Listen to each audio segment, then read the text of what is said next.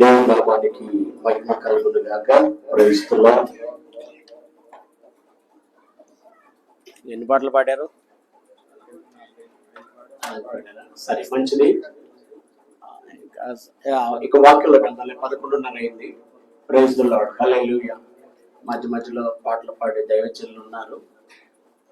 ఈ సమయంలో మరి మొదటిగా దయామండప గారి కుటుంబం నుండి దయామండప గారిని గురించి వారితో ఉన్న అనుభవాలు, ఆమెతో గడిపిన మధుర క్షణాలు జ్ఞాపకం చేసుకునే వారి సంఘ బిడ్డల్లో నుంచి కానీ వారి కుటుంబంలో నుంచి కానీ.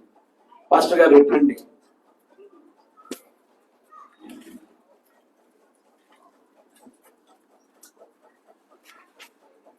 ఎవరైనా సరే ముందుకొచ్చి ఆమెతో ఉన్న అనుభవాలు సాక్ష్యం చెప్పండి. ఎవరైనా సరే, సమయం చాలా షార్ట్గా ఉంది, తప్పనిసరిగా మీరు రావాలి. వచ్చి ముఖ్యమైన విషయాలు క్లుప్తంగా ఎవరు చెప్పరా? కుటుంబస్తులు, వారి బిడ్డలు కానీ సంఘస్థులు కానీ ఆమెతో ఉన్న అనుభవాలు, ఆమెతో ఉన్న మధుర జ్ఞాపకాలు. తర్వాత మళ్ళీ సమయం ఉండదు, కావాలన్నా మీకు టైం దొరకదు. సరే, అయితే ఎవరు ముందుకు రావట్లేదు.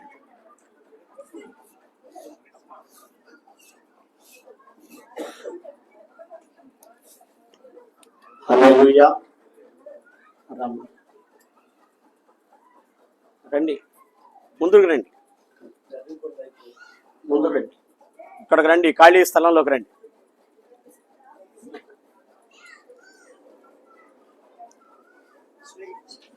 ఇక్కడ ఇదిగమ్మా, అక్కడ ఉందా, తీసుకోండి, చెప్పు, మాట్లాడండి.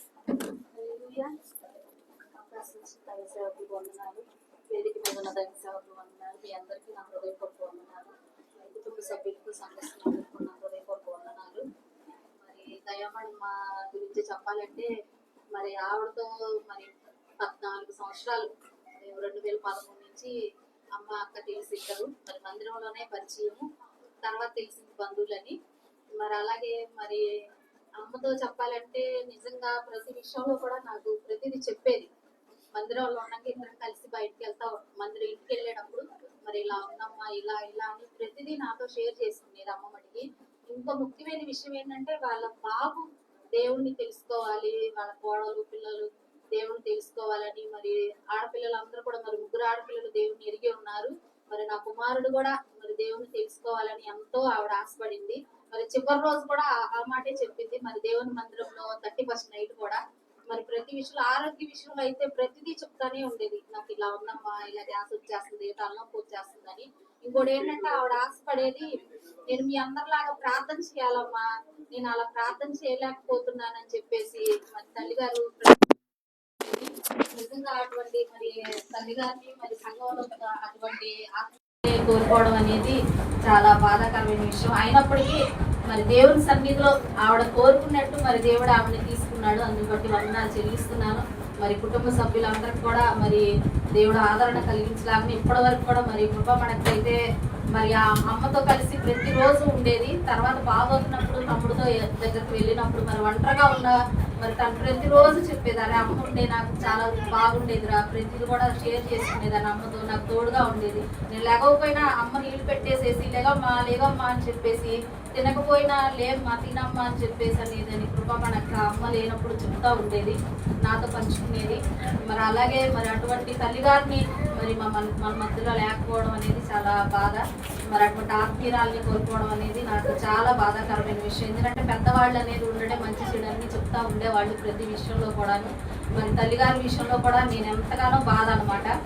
మరి అటువంటి విషయంలో మరి కుటుంబ సభ్యులకు కూడా మరి దేవుడు ఆదరణ కలుగు చేయాలని మరి హృదయపూర్వకంగా కోరుకుంటున్నాను. మరి తల్లిగారి విషయంలో కూడా దేవుడు ఈ మాటలు చెప్పడానికి ఎంతో కృపను అనుగ్రహించి ఉన్నారు.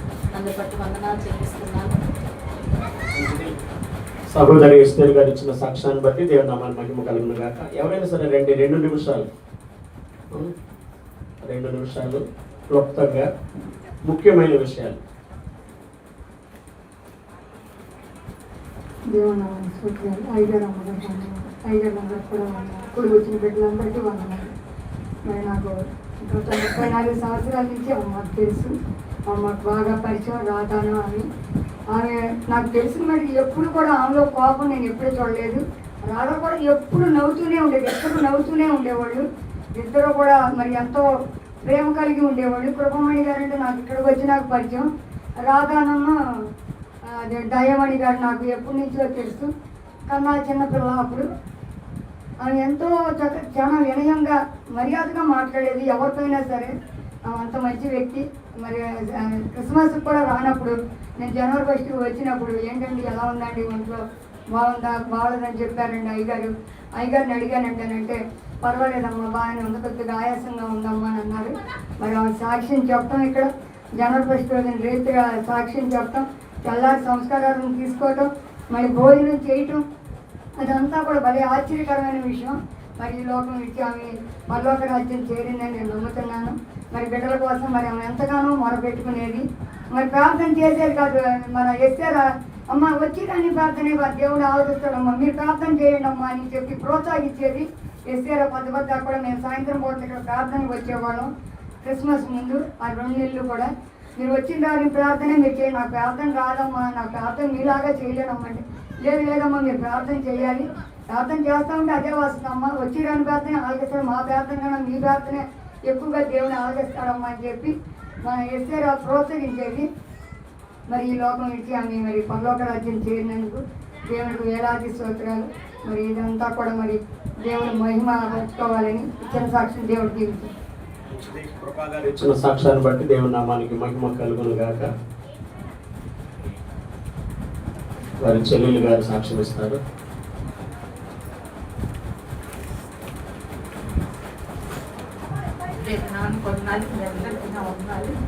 మరి సాక్ష్యం అంటే ఏం చెప్తానంటే మరి మా అక్క అయితే మాకు ఉద్యోగం ఉంటాము వివాహం అయిపోయింది.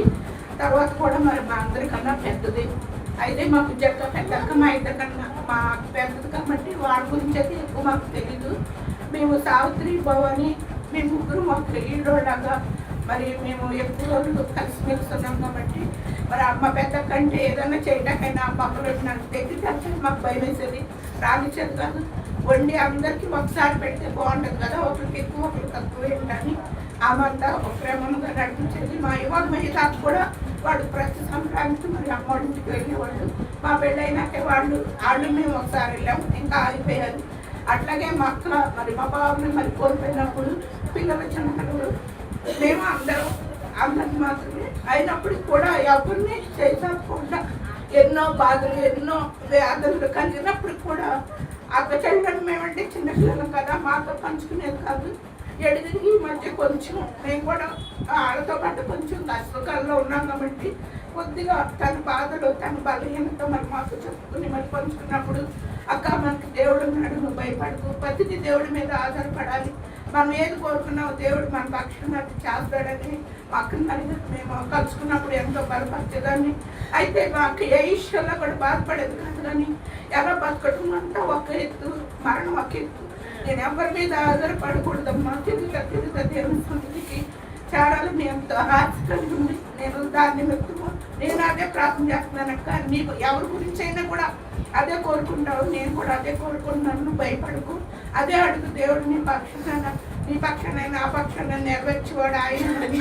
మరి ఏ బలహీనత వచ్చినా దేవుడిని ముందు పెట్టుకొని ఫోన్ చేసినప్పుడు కూడా దేవుడి గురించే మక్కలు ఎంతో మరి బలపరిచేదాన్ని, చిన్న చెల్లిని కూడా అలాగే బలపరిచేదాన్ని.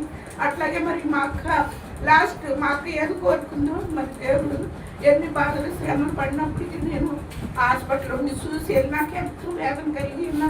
అయినప్పటికీ మరి దేవుడిని అడిగాను, ప్రభు అలా అడగొచ్చో లేదో మరి నాకైతే తెలియదు. కానీ నా అక్క పదాకు అదే కోరుకుంది కదా, నరకని పడకూడదు, బాధపడకూడదు, ఎవరు ఎవరిని బాధ పెట్టకూడదు, తిరుగుతా నీ సన్నిధికి చేర్చుకోవాలని ఆశపడింది కదా ప్రభా.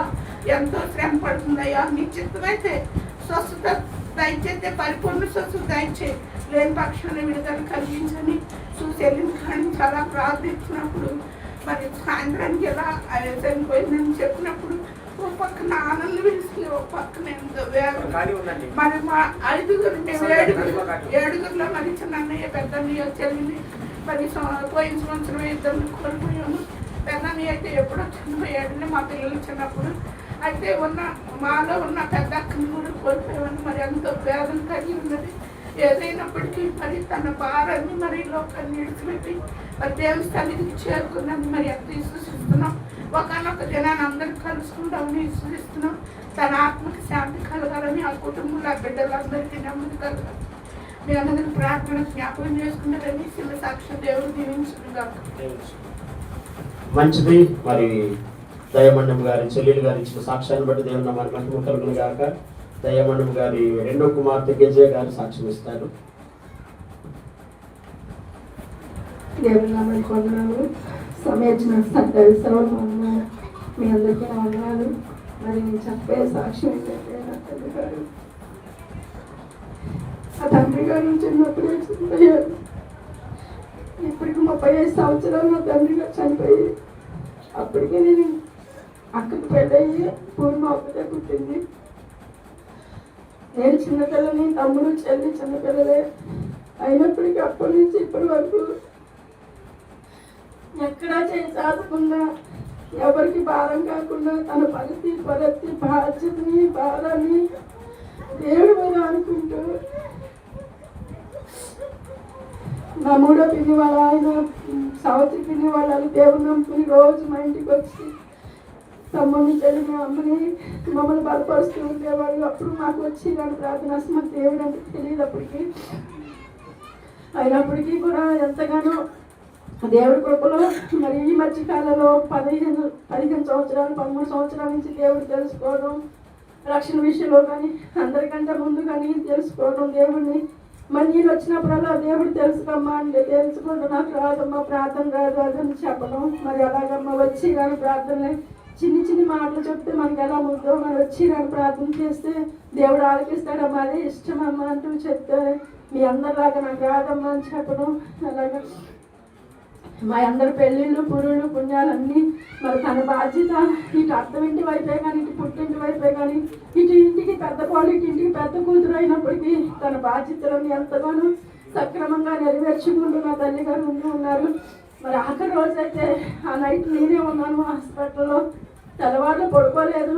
టైం ఎంతమ్మా అంటూనే మరి అమ్మ నాకు ప్రార్థన రావట్లేదమ్మా అంటే నేను చెప్పానమ్మా, మన జన్మ పాపం కర్మ పాపాలు మన చిన్నప్పటి నుంచి భూమి మీద పడిన కాడి నుంచి ఇప్పుడు వరకు మన పాపాలన్నీ ఒప్పుకుంటూ చెయ్యాలమ్మా అంటే అదే రావట్లేదమ్మా, నేను అదే అడుగుతున్నాను చేస్తున్నాను, నాకు రావట్లేదమ్మా అని అలాగా వేదన పడుతూ ఉంటూ నాకు తెల్లవారు ఏంటమ్మా ఏం చేయాలి కట్టుకున్నాం ఇలాగా ఎయ్యి మాట్లాడుతూ కొడుకు కోళ్ళు ఎలా ఉన్నారు, కూతురు వాళ్ళు ఎలా ఉన్నారు, వీళ్ళు ఎలా ఉన్నారు, వాళ్ళు ఎలా ఉన్నారు ఈ మాటలే తెల్లవారు అసలు నైట్ అంతా సోమవారం 5వ తారీఖు నైట్ అంతా మాట్లాడుతూ ఉండి ఎంతసేపు నీకు ఇంకా ఎవరు రావట్లేదు, ఇంకా ఇది అవ్వట్లేదు, నీ గురించి తమ్ముడి గురించి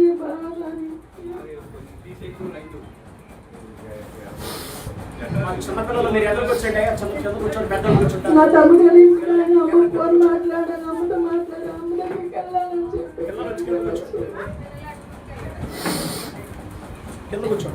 నైట్ మరి ఎంతో బాధపడి తమ్ముడు వాళ్ళు మరదలు వస్తే మరి వెళ్ళినమ్మ అమ్మని టీ తాగి రావాల్సిందమ్మా అని చెప్పి తమ్ముడు వాళ్ళు వచ్చినప్పుడు తెస్తారమ్మా అంటే లేదు నువ్వు తాగినా అంటే తమ్ముడు వాళ్ళు వచ్చినాక ముందు టీ ఇప్పించాను, టీ లేకపోతే ముందు టీ తాగాలని వస్తాను అమ్మ నేను వెళ్తున్నాను జాగ్రత్త నీ తాగి వస్తాను. ఇంకా అదే నాకు లాస్ట్ మాట ఎంతగానో ఎవరికి నేను బాధ కాకూడదు, ఎవరి పనులు వాళ్ళకే ఎవరికి కుదిరిన పరిస్థితులు ఎంతో వేదన పడి ఎలా అయితే తను కోరుకుందో దేవుడు అలాగే తన కోరికని నెరవేర్చాడు. ఎవరికి భారం కాకుండా ఎవరితో చేపించుకోకుండా ఆ నైట్ నేనున్నా నేను మీకు అందరినీ ఇబ్బంది పెడుతున్నాను, ఇబ్బంది పెడుతున్నాను. అదేంటమ్మా ఏమి ఇబ్బంది ఏమీ లేదంత బాగా పర్లేదమ్మా అని చెప్పాను. సాయంత్రం మరి అక్క రావడం, మరి విజయవాడ నుంచి అందరూ తీసుకురావడం, మరి హాస్పిటల్లో మరి అయిపోయింది అంటే తీసుకొచ్చారని చెప్పడం మరి అంతా తెలిసిందే.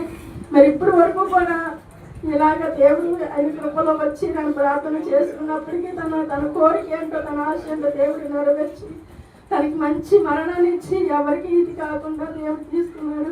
ఒకనొక దినం మన క్రైస్తవులని మనకు నిరీక్షణ ఏంటంటే మనం కలుస్తాము, చూస్తాము అన్న నిరీక్షణ. మరి అదే రీతిలో మరి నా యొక్క బంధువులు కూడా ఎంతో మంది ఉన్నారు మారనోళ్ళు. మరి వాళ్ళందరూ కూడా మారాలి. నా సహోదరుడు, నా తమ్ముడు ఒక్కరే మా మధ్యన.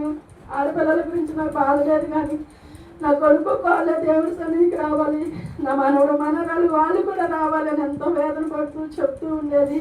వాగ్దానాలు కూడా తీసి మరి ఎంత మంచి మంచి వాగ్దానాలు ఇచ్చారని చెప్పింది. తీసుకొస్తే నాకు చూపించారు. అనుకమ్మ అంటే తేలమ్మ ఇంటికాడ ఉంది అని అలా చెప్పడం. తను ఎంతో బాధ్యతగా ప్రతి ఒక్క విషయంలో కూడా దేవుడి మీద అనుకుంటూ దేవుడి సన్నిధిలో ప్రార్థన రావట్లేదు అని చెప్తూనే ఎంతగానో తన బాధ, తన వేదన అంతా చెప్పుకుంటూ ఉండేది. అటువంటి మరి తల్లి గారికి మరి ఈరోజు ఇట్టి రీతిలో జరుగుతూ ఉంటుంది. దేవుడు ఏమైనా మరి సమస్తం నా మహిమ ఆయనకే చెల్లును కాక. ఎందుకంటే నా తల్లి ఎలా కోరుకుందో, ఎలా ఇదవ్వాలనుకుందో అలాగే దేవుడు తన సమస్త కోరిక నెరవేర్చి ఇట్టి రీతిలో నెరవేర్చాను. అందరు బట్టి దేవుని పొందునాను. మరి ఒకనొక దినాన తల్లిని చూస్తాం కాబట్టి ఈ నిరీక్షణ మన సిగ్గుపరచదు కనుక మరి ఇప్పటి వరకు ఇటు రీతిలో జరిగించుకుంటూ వచ్చిన సమస్త మహిమ దేవుడికే కలుగును కాక. హల్లెలూయా. మరి ముందున్న కార్యక్రమం కనుక సేవలకు అప్పగిస్తే ఈ చిన్ని సాక్ష్యం దేవుడు దీవించను కాక. సహోదరి కేజీఆర్ గారు చెప్పిన సాక్ష్యాన్ని బట్టి దేవుని నామానికి మహిమ కలుగును గాక. ఇంకెవరైనా ఉన్నారా? లేదు కదా. సరే, మంచిది. Praise the Lord. హల్లెలూయా. మరి స్థానిక కాపరిగా లేక రండమ్మా, రండి, చెప్తే రండి.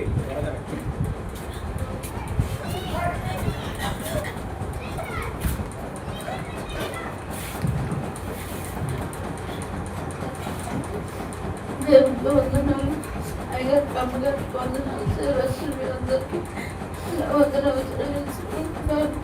దేవుడు ఎంతగానో మాట్లాడుతున్నాడు. ద్వారా గత సంవత్సరం ఎన్నోసార్లు గతించారు, హెచ్చరించారు. మనం వస్తున్నాము, మనలో ఎంతమంది మిస్ అవుతారని, ఒకనొక దినం ఒకరు కనిపించరని దేవుడు మాట్లాడినప్పుడల్లా నేను ఇది నా కొరకే దేవుడు మాట్లాడుతున్నాడని గ్రహించాను. అందరు పెళ్ళాక తల్లిని విడిచి వెళ్ళిపోతారు. నేనైతే నా తల్లి దగ్గరే ఉన్నాను. ఎంతో కాలం హాస్పిటల్ మేము ఉండలేదు. నా పరిస్థితులను బట్టి మరి తల్లి సారు తీసి మరి రోజుకి లండీలో పెట్టింది. అందరూ బట్టి వదున్నారు. మరి మా చిన్నతనంలోని మా నాన్నగారు చనిపోయినప్పటికి కూడా ఈ ఎంతగానో కష్టాలు గడిపోయి అమ్మ బిడ్డలందరినీ పెంచి పోషించుకొని ప్రతి విషయంలో కూడా దేవుడు ఎంతో కృప చూపించి వచ్చాడు. అందరూ బట్టి దేవుడికి వదన్నారు. మా చెల్లి చిన్నపిల్లప్పుడు, మా కన్నమ్మ చిన్నపిల్లప్పుడే మా అమ్మగారికి చాలా తేడా చేసింది. అప్పుడైతే మా పిన్ని గారు ఆంటీకి తీసుకెళ్ళి మా బాబాయ్ ప్రార్థన చేసి ఆవిడింటి కాడ పుట్టి చాలాళ్ళు దేవుడు ఎంతగానో బలపరిచాడు. అప్పుడు దేవుడు నడుచుకుంది మా అమ్మ. మరి కొంతకాలానికి మరి దేవుడు వచ్చి తప్పిపోయి మళ్ళీ లోకంలోకి వచ్చేసింది. మరి అలాగే కొన్ని పరిస్థితులను బట్టి మరి నేను 2011లో మరి దేవుని సన్నిధికి వచ్చినప్పుడు మా కన్నమ్మళ్ళు ఇక్కడ రమ్మగారు ఇంట్లో ఉన్నప్పుడు మా అమ్మను బలవంతంగా తీసుకొచ్చాను. శుక్రవారం నైట్ తీసుకొస్తే అమ్మ నేను చెల్లి దగ్గరికి వెళ్తాను, నువ్వు వెళ్ళమ్మా చర్చికి అని చెప్పింది. లేదు, నువ్వు కూడా రావాల్సిందేనని తీసుకొచ్చాను. మరి ఆ రీతిగా మరి ఆ దినం మొదలుకొని ఈ దినం వరకు దేవుడు నడవడానికి దేవుడు ఎంతో కృపించాడు. మరి అలా అయితే రక్షణ విషయంలో కూడా మరి దేవుడు మాట్లాడుతూ వచ్చినప్పుడు అమ్మ రక్షణ పొందాలమ్మా, అమ్మ రక్షణ పొందాలంటే నేను అది చెప్పాను. నేనైతే ఇప్పుడే తీసుకోను, ఇంకా దేవుళ్ళు చాలా నేను బలపడాలమ్మా, నువ్వు అది తీసుకోంటే అమ్మ నువ్వు తీసుకోకుండా నేను ఎలా తీసుకుంటానమ్మా, ఒకవేళ నేను రక్షణ తీసుకోకుండా నేను చచ్చిపోతానేమోనమ్మా అని ఒక్కొక్క దినాన్ని మాట్లాడుతూ ఉండేది. అయినప్పటికీ కూడా నేను తీసుకోనని చెప్పేదాన్ని. మరొకనొకని దేనాన మరి దేవుడు నాతో మాట్లాడినప్పుడు మరి ఇద్దరం కూడా రక్షణ పొందడం జరిగింది. మరి 2016 జనవరి 13వ తారీఖున రక్షణ పొందాము. మరి మొన్న 13వ తారీఖు మేము రక్షణ పొంది 10 సంవత్సరాలు కంప్లీట్ అయినాయి అనమాట. మరి 10 సంవత్సరాల్లో మరి దేవుడికి ఆవిడ అంత ఇష్టరాలుగా జీవించింది దేవునికి మాత్రమే తెలుసు. మరి ఈ రీతిగా మరి తల్లి ఎంతగానో మరి కుటుంబాలను ఆదరించి మరి ఎలా తన బిడ్డల కొరకు ఎంతగానో ప్రార్థన చేసి మరి ఎంతగానో తను విడిచి వెళ్ళి తన కుమారుడి కుటుంబం కూడా మార్పు చెందాలని మీ అనుదిన ప్రార్థనలో జ్ఞాపకం చేసుకోండి. మరి మనమైతే ఇలా దుఃఖపడకూడదు, కానీ ఎంతైనా మనుషులు కాబట్టి అలా దుఃఖం ఆగట్లేదు. ఇతరుల వల్ల నిరీక్షణ లేని వారుగా మనం ఉండకూడదని పౌలు చెప్తున్నాడు. అయినప్పటికీ కూడా మరి తల్లిగా మట్టి దుఃఖం ఆగట్లేదు. మరి తను విడిచి వెళ్ళిన కుటుంబాలు కూడా నెమ్మది పొందాలని దేవుళ్ళో ఉండాలని ఆ తల్లి ఆశపడిన రీతిగా భూమి మీద తల్లి ఏ ప్రార్థనలు అయితే చేసిందో ఆ ప్రార్థనలు దేవుడు సభలకు వచ్చినట్లుగా ఆయన ఎందుకు భయభక్తులు గలవారికి ఆయన కార్యక్రమం తరతరములు ఉండనని ఆయన వాక్యం సెలవిచ్చినట్లుగా మరి తను విడిచి వెళ్ళిన కుటుంబాలను కూడా దేవుడు దీవించి ఆశీర్వదించాలని, ఇంకా నా రక్త సంబంధికులు నా అన్న వాళ్ళు నా ఇరుగు పొరుగు వాళ్ళని ఎంతో మంది రక్షణ లేకుండా దేవుడు తెలుసుకోకుండా ఉన్నారు. వారందరూ కూడా దేవుడు తెలుసుకోవాలని మరి ఇటు నిరీక్షణ ప్రతి ఒక్కరు కలిగి ఉండాలని దేవుడిని బట్టి సంతోషిస్తూ మరి ఇప్పటి వరకు దేవుడు జరిగిన ప్రతి మేలను బట్టి ప్రతి కార్యాన్ని బట్టి నాయన ఈ రీతిగా దేవుడు జరిగిస్తున్న విధానం బట్టి దేవుడికి వందనాలు చెల్లిస్తున్నాను. ఎన్ని తలిచిన ఏది అడిగినా జరిగేది దేవుడి చిత్తమే కాబట్టి ఇప్పటి వరకు తన చిత్త ప్రకారం నడిపించి జరిపించాడు. నా దేవుడికి వందనాలు. ఇక ముందున్న కార్యక్రమం అంతట్లో కూడా దేవుడు తోడైండి నడిపించాలని ఈ చిన్న సాక్ష్యం దేవుడు దీవించును గాక. మంచిది. తన పెద్ద కుమార్తె కృపమణి గారి ఇచ్చిన సాక్ష్యాన్ని బట్టి దేవుని నామానికి మహిమ కలుగును గాక. చెప్పబడిన సాక్ష్యాలు అంటే తల్లితో వారికి ఉన్న అనుబంధాన్ని పంచుకున్న విషయాలన్నిటిని బట్టి దేవుని నామానికి మహిమ కలుగును గాక. సంఘ కాపరిగా తల్లిని గూర్చి ఆమెకి బాప్తిస్మం ఇచ్చిన కాపరిగా నేను సాక్ష్యం చెప్పాలంటే ఎవరో మధ్యలో ప్రస్తావించిన తల్లి మరి ప్రార్థన చేయడం అంతగా రాదమ్మా అని అందరి నేను ఆమెను గమనిస్తూ ఉండేవాడిని. మనలాగా ఆమె పైకి ప్రార్థన చేయలేకపోయేదేమో కానీ ప్రేరేపించబడి ప్రార్థన చేయలేకపోయేదేమో కానీ ప్రార్థన చేస్తున్నప్పుడు ప్రార్థన చేసేవారిని అప్పుడప్పుడు నేను గమనిస్తూ ఉంటాను. ఆ తల్లి లోపల ఏం ప్రార్థన చేసుకునేదో నాకు తెలిసేది కాదు, కానీ కన్నుల వెంబడి కన్నీరు జలధారలుగా అట్లా కారుతూనే ఉండేది. ఆమె కన్నీళ్లతో ఎప్పుడు కన్నీళ్లతో ప్రార్థన చేస్తూ ఉండడాన్ని నేను గమనించాను. ఆయా సందర్భాల్లో ప్రేరేపణ ప్రార్థన కూడా చేసిన సందర్భాలు లేకపోలేదు. ఆ తల్లి చాలా బాగా ప్రభువుని ప్రేమించారు. ప్రభు దేవుని సన్నిధిని అత్యధికంగా ప్రేమించారు. ఆ తల్లి దగ్గర నా మట్టుకు నేను సహితం చూసి నేర్చుకున్న విషయాలు ఏంటంటే ప్రార్థన ఉదయం 7 గంటల కంటే అది ఎంత మంచు అవని వర్షం అవని ఏమవుని అందరికంటే ముందు చర్చకొచ్చేది ఎవరంటే ఆమె. 10 నిమిషాలు తక్కువ 7 గంటలకే చర్చిలో ఉండేది. 7 తర్వాత తనతో పాటు తన కుమార్తె కూడా కృపమణి కూడా ఉండేది. ముందు వచ్చేది వాళ్ళిద్దరే. ప్రేయర్ స్టార్ట్ అవడమే మరి ఆ స్టార్ట్ అవడం కాదు, ప్రార్థన కంటే 10 నిమిషాలు ముందుగానే మరి ఆ తల్లి ఉండేది. అది చాలా మంచి అలవాటు, ఆ తల్లిగారి దగ్గర ఉన్న అలవాటు. మిగతా విశ్వాసాలు కూడా నేర్చుకోవాల్సిన అలవాటు. సమయానికి స్టార్ట్ చేసిన తర్వాత రావడం కాదు, స్టార్ట్ చేయక ముందే మరి ఆమె దేవుని సన్నిధిలో ఉండేది. అంత మాత్రమే కాదు, మరి తనకి ఏ సమస్య ఉన్నా తన కుటుంబంలో తన బిడ్డలు మరి 4 బిడ్డలు ఉన్నారు. 4 బిడ్డలు అంటే 3 కుమార్తెల కుటుంబాల్లో కానీ తర్వాత కొడుకు కుటుంబంలో కానీ మనవాళ్ళకి కానీ మనవరాళ్ళకి కానీ ఎవరికి ఏ సమస్య వచ్చినా ప్రార్థన చేయమని తప్పనిసరిగా చెప్పేది. ఆమె కుమారుడి దగ్గర కొన్ని సంవత్సరాలుగా కొడుకు దగ్గర విజయవాడ వెళ్ళి ఉంటున్నప్పటికీ ప్రతి నెలలో సంస్కారార్థం తీసుకోవడానికి 1వ తారీఖు కంటే ముందుగానే వచ్చేది, ఆరాధనలో పాల్గొనేది.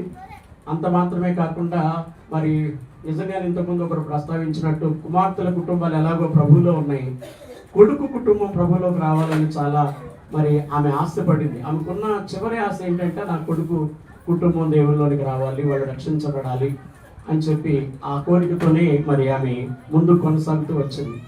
అంత మాత్రమే కాదు, ఆమెకి పెద్ద సంపాదన లేకపోయినా ఇప్పుడు కష్టపడే శక్తి లేదు ఆమెకి. ఒకప్పుడు పనిచేస్తూ ఉండేది, అందరిలాగానే ఆమె కూడా పనిచేసేది. మరి కొన్ని సంవత్సరాలకు ఆమె బలహీనరాలు, ఏ పని చేయలేని స్థితి, పెద్ద వయసు కూడా వచ్చింది. తనకొచ్చే వృద్ధాప్య పెన్షన్లో నుంచే మరి ఎలా నేర్చుకుందో తెలియదు, నమ్మకంగా 10వ భాగం ఆమె తీసుకుని వచ్చి ఇచ్చేది. నేనే అన్నాను, అమ్మ నీకు సంపాదన లేదు, నువ్వు కొడుకు దగ్గర ఉంటున్నావు, అరే కొడుకు పెట్టేది తింటున్నావు, నీ ఆరోగ్య పరిస్థితులు బాగలేదు, ఆయా హాస్పిటల్స్ తిరుగుతున్నావు. కుమారుడైతే చాలా మంచి మంచి హాస్పిటల్స్ తిప్పాడు తల్లి ఆరోగ్యం కోసం, మంచి మంచి కార్పొరేట్ హాస్పిటల్స్ తీసుకెళ్ళి ట్రీట్మెంట్ చేయించాడు. నీవు ఇప్పుడు దశభాగం ఇవ్వాల్సినంత అవసరమే ఉందమ్మా, నీ దగ్గర ఆదాయం లేదు ఏం లేదు. ఎందుకమ్మా అంటే ఎట్టి పరిస్థితుల్లో ఒప్పుకునేది కాదు. నాకు దేవుడు ఇచ్చిన దాంట్లోంచి నేను ఇవ్వాల్సిందే అని ఆమె దశభాగం ఇస్తూ ఉండేది. అంత మాత్రమే కాదు, క్రిస్మస్ వచ్చిందంటే 3 చర్చెస్ మనకు ఉన్నాయి. 3 చర్చెస్లో చూస్తే కడుపేద స్థితిలో ఉన్నవారు ఉన్నారు, కలిగిన స్థితిలో ఉన్నవారు ఉన్నారు, రకరకాల ఆర్థిక స్థితిగతులు కలిగిన వాడు ఉన్నారు. ఆమెను బట్టి నేను గర్వంగా చెప్పగలిగే విషయం ఏంటంటే ఎవరికీ లేని తెగింపు, ఏ ఒక్కరికి లేని తెగింపు, ఆ ఒక్కదానికే ఉన్న తెగింపు. మరోలా అనుకోవద్దు, మీరు అందరికీ తెలుసు, నేను చెప్తున్నాను. కుటుంబంలో మేము 4 ఉంటే నా పిల్లలిద్దరికి, భార్యాభర్తలిద్దరికి, 4కి బట్టలు కొనేది క్రిస్మస్కి. అమ్మా ఎందుకు నువ్వు ఇలాంటి కార్యక్రమాలు చేయాల్సిన అవసరం లేదు, దేవుడు నీ పరిస్థితిని ఎరిగినవాడు, నీ బలహీనతను ఎరిగాడు. అంటే ఎట్టి పరిస్థితులు అయ్యా నాకు ఇలా చేయాలని అనిపిస్తుంది, నేను చేసేది ఏదో నన్ను చేయనివ్వండి, నాకు ఆటంకం పెట్టొద్దని చెప్పింది. అంతేకాదు మరొక మాట కూడా ఉంది, నేను చనిపోయిన తర్వాత మీ కొడుకులు మా అమ్మగారు పండగకి బట్టలు కొనేదన్నా నన్ను గుర్తు చేసుకోవాలని చెప్పింది. దేవుని స్తోత్రం. నిజంగా ఆమె చాలా చాలా ప్రేమించింది. ఒక 3 సంవత్సరాల క్రితమే, 2 సంవత్సరాల క్రితమో 3 సంవత్సరాల క్రితమో ఆమె చనిపోతాననే భయం కలిగింది. భయం అంటే ఇక వెళ్ళిపోయే కాలం ఆసన్నమైంది అని ఆమెకు అనిపించింది. ఆ సమయంలో ఎందుకు నేను హైదరాబాద్ ఏదో మీటింగ్కి వెళ్ళాను. ఆమె ఇంట్లో కోట పెట్టుకున్నప్పుడు సాక్షి కూడా చెప్పింది. ఏమని చెప్పిందంటే పాస్టర్ గారు కూడా లేరు, ఇప్పుడు నేను వెళ్ళిపోతే పాస్టర్ గారు వెంటనే రావడం కూడా కష్టం అవుద్ది, ప్రభువా పాస్టర్ గారు వచ్చేవరకన్నా ఉంచయ్యా అని అడిగిందట. దేవుని స్తోత్రం. హల్లెలూయా. నిజంగా పోయిన సంవత్సరం ఇలాగే సేమ్ మొదటి నెలలోనే, సంవత్సరం 2025 మొదటి నెలలోనే మన గొల్లపాలెం చర్చిలో సేమ్ దయామణం గారు లాగానే సంవత్సరం స్టార్ట్ అయింది. ఇద్దరు ఒకరినకాల ఒక మాట అనుకుని వెళ్ళిపోయినట్టున్నారు వాళ్ళు. దేవుని స్తోత్రం. నేను ఆ జలంధర్ పంజాబ్ వెళుతూ ఉండగా అక్కడ నయోమి గారు దీనమ్మ గారు ప్రభు దగ్గరికి వెళ్ళిపోయారు. తిరిగి వస్తూ ఉండగా నాగపూర్ దగ్గరికి వచ్చేటప్పటికి నయోమి గారు వెళ్ళిపోయారనే కబురు. ఈ సంవత్సరం ఈ తల్లి గారు సంవత్సరం ఆరంభంలోనే మరి 6వ తేదీ మరి న్యూ ఇయర్ మనతో పాటు కలిసి జరుపుకున్నారు. 31 నాకు చాలా సంతృప్తి కలిగించే విషయం ఏంటంటే 31 రాత్రి న్యూ ఇయర్ వచ్చిన తర్వాత ఇక్కడ ఆరాధన ముగించుకుని మిడ్ నైట్ నేను ఎస్ఎన్ గొల్లపాలెం వెళ్ళడానికి సిద్ధమవుతుండగా అయ్యా నన్ను ఇంటి దగ్గర దింపరా అని అడిగింది. అమ్మ నువ్వు అడిగితే నేను నిన్ను ఇంటి దగ్గర దించకపోవడమా, నేను డ్రాప్ చేయకపోవడం. చాలా సందర్భాల్లో తల్లి బలహీనంగా ఉందని అమ్మ ఇంటి వరకు తీసుకెళ్ళి దిప్పొస్తానమ్మా అంటే ఎట్టి పరిస్థితుల్లో వద్దని బలహీనంగా ఉన్నా కానీ ఆమె నడుచుకుంటూ వెళ్ళిపోయింది. ఆమె కొత్త సంవత్సరం వచ్చిన వెంటనే అయ్యా నన్ను ఇంటి దగ్గర కొంచెం దించడానికి అడిగితే అప్పటికప్పుడు కారులో తీసుకెళ్ళి ఆమెను ఇంటి దగ్గర దించి మీ అమ్మాయి వెనకాలే వస్తుంది, నువ్వు వెళ్ళొద్దు పడిపోతావు, నువ్వు వచ్చి ఇక్కడే కూర్చోని చెప్పి ఒంటి మీద కూర్చోమని చెప్పి వెంటనే ఆ ప్రక్కన ఇంకొక ఆమె చూస్తుంటే ఆమెకు అప్పచెప్పి నేను వచ్చేసాను. దేవునికి స్తోత్రం. ఆ తల్లితో చివరి ప్రయాణం అది. లాస్ట్ మరి ఆమె తుది శ్వాస విడవడానికి కొద్ది నిమిషాల ముందు ఇట్లా మచిలీపట్నం హాస్పిటల్ తీసుకొచ్చాను. జనరల్ హాస్పిటల్ ఉన్నారు కానీ నేను పాస్టర్ గారు ఇద్దరం వెళ్ళాం. అప్పటికి అది ఐసీయూ ఎమర్జెన్సీ వార్డ్ అవడం వల్ల ఎక్కువ మంది ఉన్నారు, లోపలికి ఎవరిని వెళ్ళనివ్వట్లేదు. చాలాసేపు నిలబడ్డాం కానీ అక్కడ అవకాశం దొరకలేదు. సరే మళ్ళీ వస్తామమ్మా అని చెప్పి పాస్టర్ గారు నేను ఇంటికి వచ్చిన కొద్దిసేపటికి పూర్ణిమ ఫోన్ చేసి మరి అమ్మమ్మ ఇక్కడ లేదు, ప్రభు దగ్గరికి వెళ్ళిపోయింది అని చెప్పింది. చెప్పిన తర్వాత సరే అమ్మా బాడీని ఇంటికి తీసుకొచ్చిన వెంటనే ఫోన్ చేయండి అని చెప్పాను. రాత్రి 11 ఆ టైంలో ఎప్పుడో తీసుకొచ్చినట్టున్నారు ఇంటికి. ఫోన్ చేసినప్పుడు వెళ్ళి ఆ కుటుంబం కోసం ప్రార్థన చేసి రావడం జరిగింది. ఏదేమైనా నా మట్టుకు నేను సంఘంలో ఒక మంచి ఆత్మీయ బిడ్డను కోల్పోయాను, ఒక తల్లిని కోల్పోయాను. అమ్మ నీకు ఎంత ప్రేమ దేవుడు అంటే ఎందుకు, దేవుని మందిరం అంటే పరిచర్య అంటే నీకు ఎందుకు ప్రేమ అంటే తన తల్లి కూడా తన తల్లిని గురించి చెప్పింది. పాస్టర్ గారిని ఎంతో ప్రేమించదంట, దేవుని ఎంతో ప్రేమించదంట, మందిరంలో ప్రతి పని చేసేదంట తన తల్లిని గురించి చాలాసార్లు చెప్తుండేది. మా అమ్మ ఇలా చేసేదయ్యా అని చెప్పేది. వాళ్ళ అమ్మల్లో ఉన్న విశ్వాసం మరి తన కుమార్తెలకు వచ్చింది. మరి ఆ దయామణి గారి బిడ్డలంతా ప్రభువులో ఉండడం, ముఖ్యంగా కుమార్తెలు ప్రభువులో ఉండడం చాలా సంతోషకరమైన విషయం. దేవుని స్తోత్రం.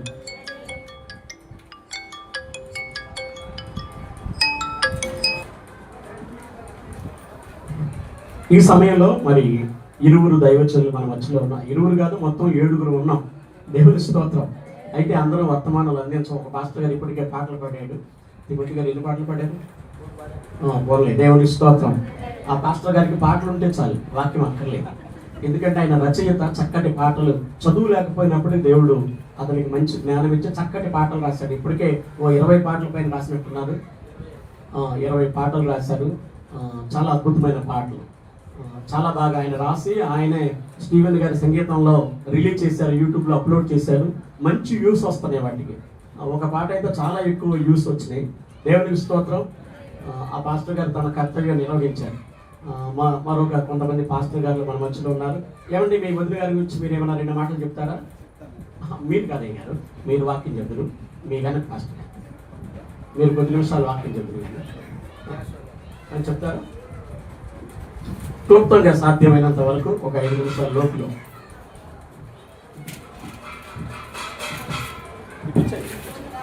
అది వచ్చండి, నా దగ్గర వచ్చండి.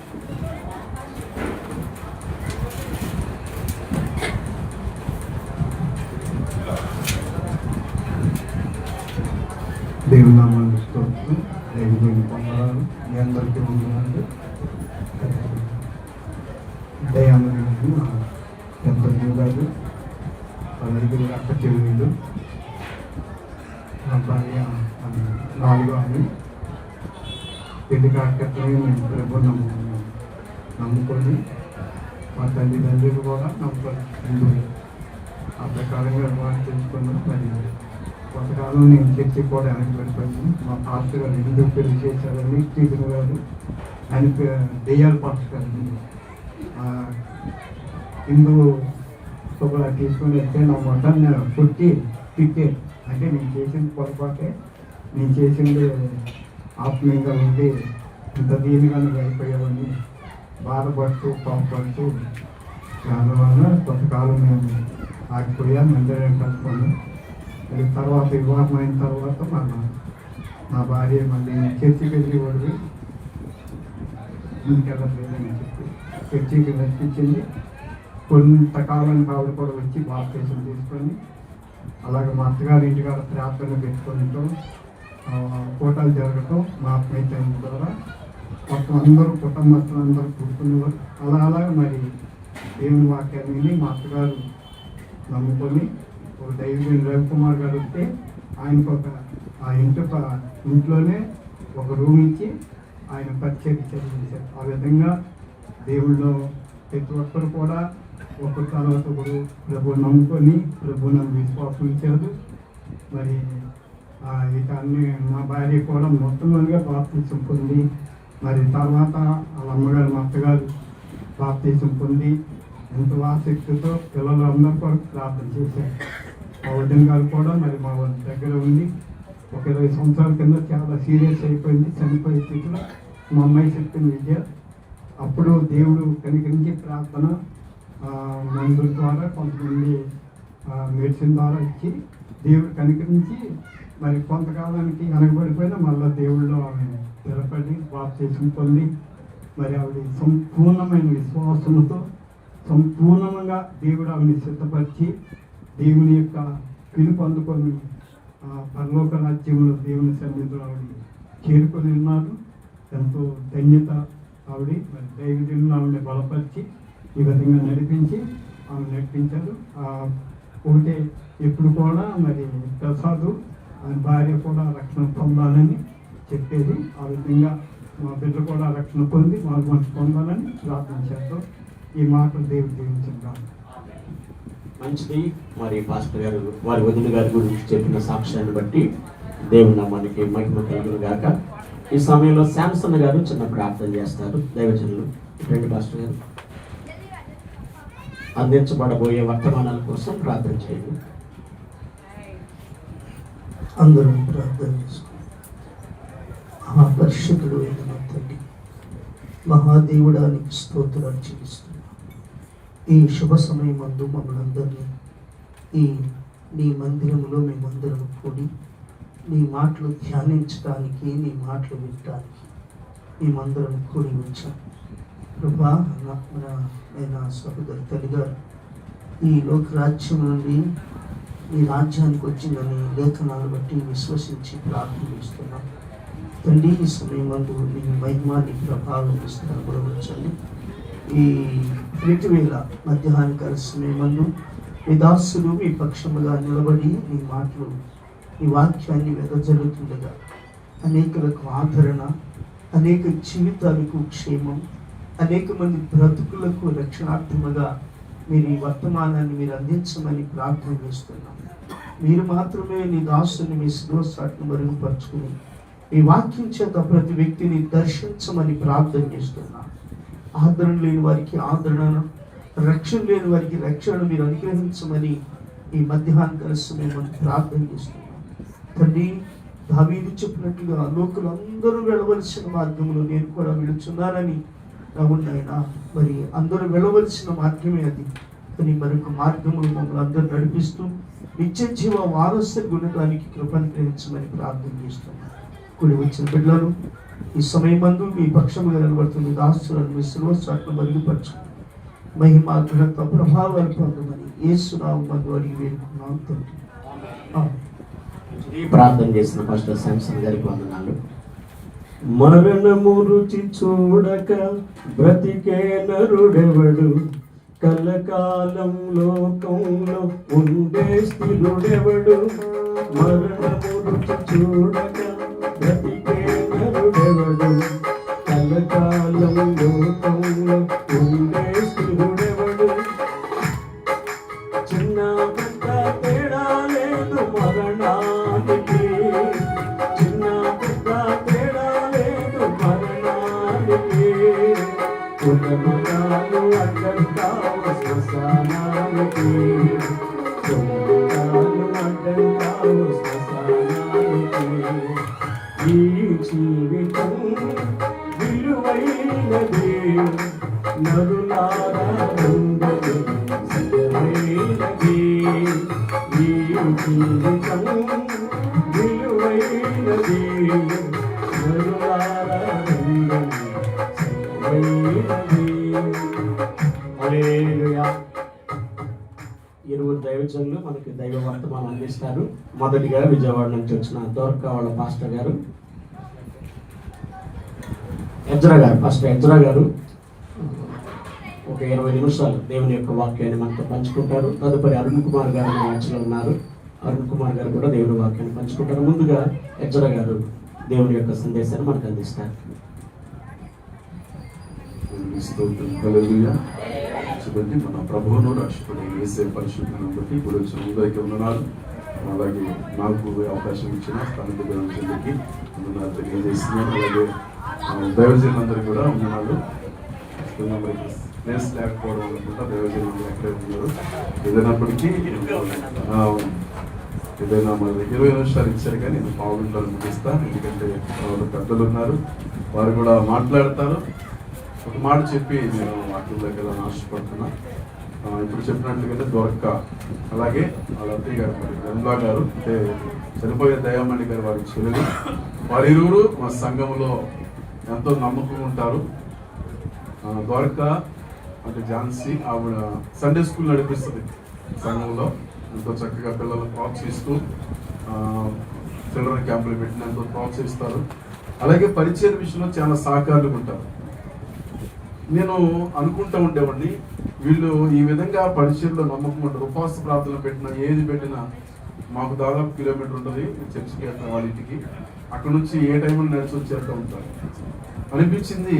ఇదంతా ఎక్కడి నుంచి వచ్చిందంటే పునాది ఎక్కడ ఉన్నాను అన్నమాట.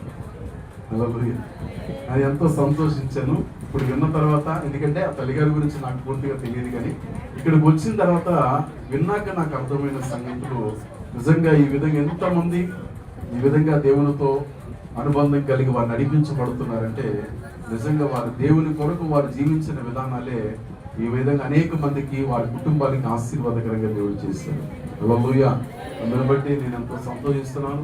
వీరితో కలిసి ఉండడం దేవుడు నాకు ఇచ్చిన మంచి భాగ్యంగా నేను ఎంతగానో దేవుని మహిమపరుస్తున్నాను. మంచిదండి, మరి దేవుని లేఖనాలు చెప్తుంది కదా, మన అందరికీ తెలిసిన వాక్యాలే. ఎందుకంటే సాక్ష్యాలతో పాటు వాళ్ళు వాక్యాలు కూడా చెప్పారు. వాళ్ళు ఎంత అనుభవంతో మరి సేవకులు ఎంత అనుభవంలో పెంచారు నాకు అర్థమైపోయింది. ఎందుకంటే అర్థం కాని వాక్యాలు ఏమీ లేవు, కానీ నిజంగా దేవుని వాక్యం అంటుంది కదా, యెహోవా భక్తుల మరణము ఆయన దృష్టికి విలువ కలదని లేఖనం చెప్తుంది. నిజంగా దేవుని దృష్టిలో చనిపోయిన వారి విషయమై దేవుడు ఎంతో సంతోషిస్తాడు. ఇక్కడ చాలా మంది దుఃఖంలో ఉన్నారు, కానీ అది సహజమే దుఃఖపడడం అనేది. కానీ ఈ వాక్యం ఏమంటుందంటే మనం దుఃఖపడాల్సిన అవసరం లేదనే లేఖనం చెప్తుంది. ఒక సందర్భాన్ని మనం ఆలోచన చేస్తే అపోస్తుల కార్యములు 9వ అధ్యాయము 36వ వాక్యంలో ఒక చక్కని మాట ఉంటుంది. అక్కడ ఒక సంఘటన మనం చూస్తాం. ఒక జరిగిన సంఘటన ఏంటి అంటే, తబిత అని ఒక ఆవిడ కనపడుతుంది. ఆవిడ జీవితాన్ని మనకి చక్కగా మనం ముందు పెట్టారు. ఆవిడ ఏ విధంగా జీవించిందో ఆ జీవిత గమనాన్ని మనకి తెలియజేస్తున్న సంగతులు మనకు కనపడుతుంటాయి. వీలైతే ఒక మాట మనం చదువుతాం. 9వ అధ్యాయము 36వ వాక్యం. అపోస్తుల కార్యములు 9వ అధ్యాయం 36వ వాక్యం. మరియు యొప్పేలో తబితాను ఒక శిష్యురాలు ఉండెను. ఆమెకు భాషాంతరమున దోర్కా అని పేరు. సత్క్రియలను ధర్మ కార్యములను బహుగా చేసిండెను. చాలు, ఇక్కడ ఆగుదాం. తర్వాత మనకు తెలిసిందే ఆమె తర్వాత చనిపోయిన తర్వాత ఆవిడ ఆ బాడీని కడిగి మేడగదిలో పెట్టినట్టుగా లేఖనాలు మనకు తెలుసు. ఇక్కడ చూస్తున్నాం కదా, ఆవిడ జీవితంలో మనం చూస్తున్నారు. నేను ఇక్కడికి వచ్చిన తర్వాత వాక్యం ఒకవేళ ఇస్తే వేరే ఆలోచన చేశాను, ఏంటంటే వేరే విషయం చెప్పాలని. కానీ అనిపించింది సాక్ష్యం విన్న తర్వాత ఈ సంఘటన ఆవిడకి చక్కగా సరిపోద్దని నేను నమ్మాను. మీరు కూడా అనుకుంటున్నారా? అనుకుంటే ఒకసారి దేవుని స్తోత్రం చేయండి. అంటే బలవంతంగా చెప్పట్లేదు, కానీ నా ఆలోచన బట్టి నేను చెప్తున్నాను, మీకు కూడా అనిపించింది. ఎందుకంటే మీ సాక్ష్యాలే అర్థమవుతుంది. ఆవిడ జీవించిన రోజులలో జరిగిన సంఘటనలు అక్కడ రాయబడింది. ఒక 2 విషయాలు చెప్తున్నాడు అక్కడ. ఏంటి అంటే, ఆమె ఏం చేసిందంట? సక్రియలను ధర్మకార్యములను జరిగించినట్లుగా లేఖనం చెప్తుంది. ఆఖరిలో సేవకులు కూడా చెప్పారు అదే మాట. నిజంగా ఆవిడ దేవుని కొరకు, దేవుని సేవకుల కొరకు ఎంతగా ప్రయాసపడిందో, ఎంతగా దేవుని కొరకు నమ్మకత్వాన్ని ఆమె కనపరిచిందో మరి చెప్పిన సాక్ష్యాన్ని బట్టి ఆలోచన చేస్తే, ఇక్కడ ఈ తబిత అనే ఆవిడ భాషాంతరమును ద్వారకా 2 పేర్లు ఒకటే. ఏదైనప్పటికీ ఇక్కడ మనం చూస్తున్న ఒక మాట, ఆమె సత్క్రియ చేసింది. ప్రతి ఒక్కరు కూడా ఒక రోజున ప్రభు ఎదుట నిలబెడతామని లేఖనం చెప్తుంది. నిలవబడినప్పుడు, క్రీస్తు న్యాయపీఠ మీద నిలబడినప్పుడు దేహముతో జరిగించినవి మంచివైనా సరే చెడ్డమైనను సరే క్రీస్తు న్యాయపీఠ మీద నిలబడాలి. కాబట్టి భూమి మీద మనం జరిగించిన ప్రతి విషయమై ఆయన ఎదుట నిలబడినట్టు తల ఎత్తుకుని నిలబడాలి అంటే సత్క్రియలు చాలా ప్రాముఖ్యం. సత్క్రియలు అనేది ఎంత ప్రాముఖ్యమో ఇక్కడ లేఖనాలే మనకి తెలియజేస్తున్నమాట. ప్రతి ఒక్కరు రక్షించబడిన తర్వాత విశ్వాసిగా మారి విశ్వాసిగా జీవితాన్ని కొనసాగిస్తూ ఈ లోకంలో ఎంతకాలం బ్రతుకుతామో తెలియదు, కానీ బ్రతికిన కాలం అంతా కూడా ప్రభువును సంతోషపెట్టే వారముగా, ప్రభువును ఘనపరిచే వారముగా మన ద్వారా ఆయన నామం మహిమపరచబడాలి, ఆయన నామము హెచ్చించబడాలి. మనము బ్రతికిన కాలం అంతా కేవలం ఆయనకు మహిమ వచ్చినట్టు బ్రతికితే మనం అక్కడ వెళ్ళినప్పుడు ఖచ్చితంగా దేవుడు మనల్ని బట్టి సంతోషిస్తాడు. మనం జీవించిన కాలం ఏ విధంగా బ్రతికాము చేర్చబడి. కానీ పేతురు గారు బ్రతికించారు, దేవుని ప్రార్థన ద్వారా దేవుడు బ్రతికించాడు. కానీ మళ్ళా తర్వాత చనిపోయింది కదా, అది లేఖనాల్లో లేదు. కానీ ఒకటి ఏంటంటే, దయామాణి గారి విషయంలో మనం ఆలోచన చేస్తే ఒకరోజు మళ్ళా మనము మధ్యాకాలంలో వారిని కలుసుకుంటాం.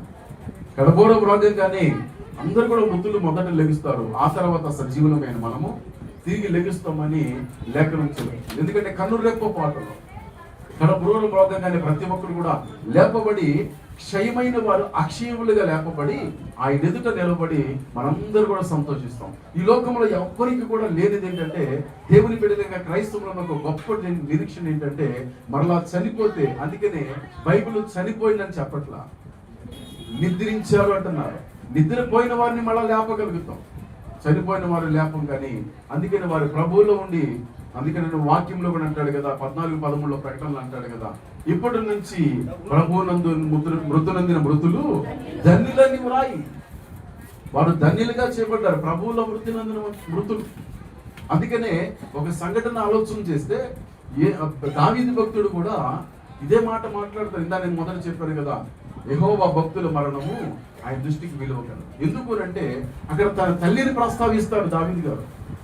116వ కీర్తనలో 16వ వచనం ఉంటుంది, మీరు తర్వాత చదువుకోండి, ఇప్పుడు రిఫరెన్స్ లేని చదివించడానికి వీల్లేదు. కానీ అక్కడ అంటాడు, నిజముగా నీ సేవకుడును నీ సేవకురాలి కుమారుడు అని అంటాడు. తన తండ్రి దగ్గర పెరగలేదు కానీ ఎక్కువగా తన తల్లి దగ్గర పెరిగాడు దావీదు గారు. అందుకనే 22వ కీర్తన 9వ వచనంలో మాట్లాడుతూ 9-10 వచనాలు అంటాడు కదా, అక్కడ నేను నా తల్లి దగ్గర స్తన్యపానము చేయించుండగానే నాకు నమ్మిక పుట్టించావు. 71వ కీర్తన 5వ వచనంలో అంటాడు కదా, నేను గర్భవాసినైంది మొదలుకొని నీవు నాకు ప్రాపుకుడవై ఉన్నావు అంటాడు.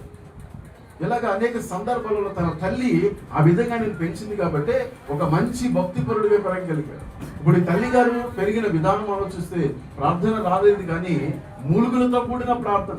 ఆనాడు హన్నా చేసిన ప్రార్థనే ఆ తల్లి గారు చేసింది. ఆ ప్రార్థనే ఏమాత్రం కూడా యాతన పెట్టబడకుండానే దేవుని సన్నిధికి చేర్చుకోవాలి. హల్లెలూయా. దేవుడు ఎంత గొప్ప భాగ్యం ఇచ్చాడు. ఎందుకంటే ఎక్కువ మంది చేస్తుంటారు. ఆ సంఘంలో కూడా ఒక తల్లి ఉండేది, శారమ్మని. ఆవిడ కూడా ఎప్పుడు ప్రార్థన చేసిన అందరి కోసం చేసి చివరిలో ప్రార్థన చేసేది, ప్రభా నేను తిరుగుతానే చచ్చిపోవాలి తప్ప పొరపాటున మనసు మీద అనేది పడకూడదని. ఆ ప్రార్థన అనుకుంటా దాదాపు 10 సంవత్సరాలు మా దగ్గర ఉంది. చివరి రోజుల్లో కొంచెం బలహీనమయ్యి వాళ్ళ కుమారుడు దగ్గరకు వచ్చేసింది. ఆ సొంత ఇల్లు ఉంటే ఇక్కడ మంటి బిల్లు అవుతుంది. అక్కడికి వచ్చేసినప్పుడు దాదాపు 1 సంవత్సరమే కాలం ఉంది. తర్వాత తిరుగుతున్న ఒక రోజున కబురు వచ్చింది, మాకు చనిపోయింది, గ్యాస్ పెట్టేసి చనిపోయింది. ఆవిడ ప్రార్థన నిజంగా అక్కడ తీసుకెళ్ళింది. వాళ్ళ పిల్లలు కూడా అలాగే ఆశీర్వాదకరం. ఎందుకు ఈ మాటలు చెప్తానంటే, మనము చేసిన ఈ భూమి మీద ఉన్నంత కాలంలో మనము జరిగించిన సత్క్రియలు ధర్మ కార్యములే మన ఈ లోకములో అనేకులకి మేలుకరంగా ఉంచితే దేవుని ఎదుట కూడా నిలబడుతుంది. ఆనాడు కొర్నేలును కూడా అదే అంటాడు కదా, దూతను పంపించి దేవుడు మాట్లాడుతున్నాడు, ఇదిగో కొర్నేలు నువ్వు చేసిన ప్రార్థనలు ధర్మ కార్యములు దేవుని సన్నిధికి జ్ఞాపకార్థం. ఇంకొక మాట చెప్పి ముగిస్తాను, ఇంకొక 5 నిమిషాలు. అదే మాకు కిందకి వెళ్తే అపోస్తలుల కార్యంలోనే కిందకి చదువుతాం ఒకసారి. చూడండి 39. వారితో కూడా వెళ్ళి అక్కడ చేరినప్పుడు వారు మేడగదిలోనికి అతనిని తీసుకుని వచ్చింది. విధవరాండ్రు అందరూ వచ్చి ఏడ్చుచు దోర్కా తమతో కూడా ఉన్నప్పుడు పుట్టిన అంగీలను వస్త్రములను చూపుచు అతన్ని ఎదుట నిలిచి చాలని. ఇక్కడ రెండో విషయం మనం చూస్తున్నాం. మొదటిదేమో ఆమె సత్క్రియల గురించి ధర్మకార్యాల గురించి చెప్తుంటే, ఇక్కడ రెండోది పేతురు గారు రాగానే ఆయనకు కూడా చూపిస్తున్నారు. ఆమె కుట్టిన అంగీలు ఆ వస్త్రాలు ఏదైతే కుట్టి కొంతమందికి ఇచ్చేదంట. అంటే ఒక మంచి టైలరింగ్ అన్నమాట. ఆమె కుట్టి అనేక మందికి, కొంతమందికి ఒకవేళ ధనమున్న దగ్గర డబ్బులు తీసుకుంటే లేని వారికి, పేదవాళ్ళకి ఏమో కుట్టి వారికి బహుమానాలకు ఇచ్చేది, వస్త్రాలు ఇస్తూ ఒక అంతమందికి ఆదరణ కలగకుండా. దాని సేవకులు కూడా అదే చెప్పారు. ఆమె లేని స్థితిలోనే ఆవిడ తల్లి గారు వస్త్రాలు పెట్టడం నిజంగా దేవుని దగ్గర నుంచి అంత ఆశీర్వాదం. కొంతమంది అలా పోటీ పడుతూ ఉంటారు. ఎందుకంటే మీకు కాదయ్యా మేము చేసేది, ఎవరికి? దేవుడికి చేస్తాం. కారణం ఏంటంటే దేవుడి దగ్గర నుంచి వారి ఆశీర్వాదం పొందుకోవాలి. దేవుడిచ్చే ప్రతి ఈవులను వారు పొందుకొని తర్వాత వారి పిల్లలకి అది ఆశీర్వాదకరంగా ఉన్నట్లుగా వాళ్ళు నిజంగా లేఖనాలు ఎదిగారు కాబట్టి ఆ విధంగా మంచి సత్క్రియలు చేశారు. అందుకే తిమోతితో మాట అంటాడు పౌలు, మీరు సత్క్రియలైన ధనమును కలిగి ఉంటారు. ఈ లోక సంబంధమైన ధనం ఉంటే అది ఒక రోజున పోతుందేమో కానీ సత్క్రియలైన ధనము సంపాదించుకున్నది వాడు ఎంత మాత్రం కూడా అది చెడిపోయేది కాదు. అందుకని ప్రభువారు కూడా చెప్తున్నారు, మీరు అక్కడ దాచుకోండి అంటారు. ఏదైనప్పటికీ ఇక్కడ 2 విషయాలు మనం చూస్తున్నాం. ఆ తర్వాత పేతురు గారిని ప్రార్థన చేసి బ్రతికించినట్టు మనం చూస్తాం. అయితే తర్వాత చనిపోయారు.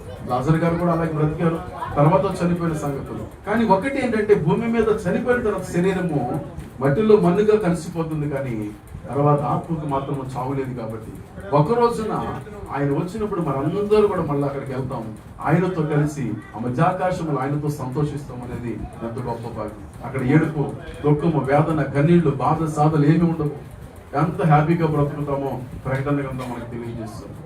మధ్యాహ్న సమయంలో దేవుడు మనతో ముచ్చటిస్తున్న మాటలు ఈ తల్లిగానే మనం చూస్తున్నాం. నిజంగా ఎంతమంది వచ్చి కొన్ని చోట్ల చూస్తే, అంటే ఉన్నమాట చెప్తున్నాను, నాకు అలవాటు. కొన్ని చోట్ల చూస్తే ఆదరణ కొడుకులు కానీ జ్ఞాపకార్థ కొడుకులు కానీ కూడినప్పుడు అసలు ఇలా ఉండదు, ఎంత ప్రశాంతంగా. వెనకాల కూర్చొని కొంతమంది కుర్చీలు రౌండ్ అప్ వేసుకొని అక్కడ మీటింగ్ పెట్టుకున్నాడు.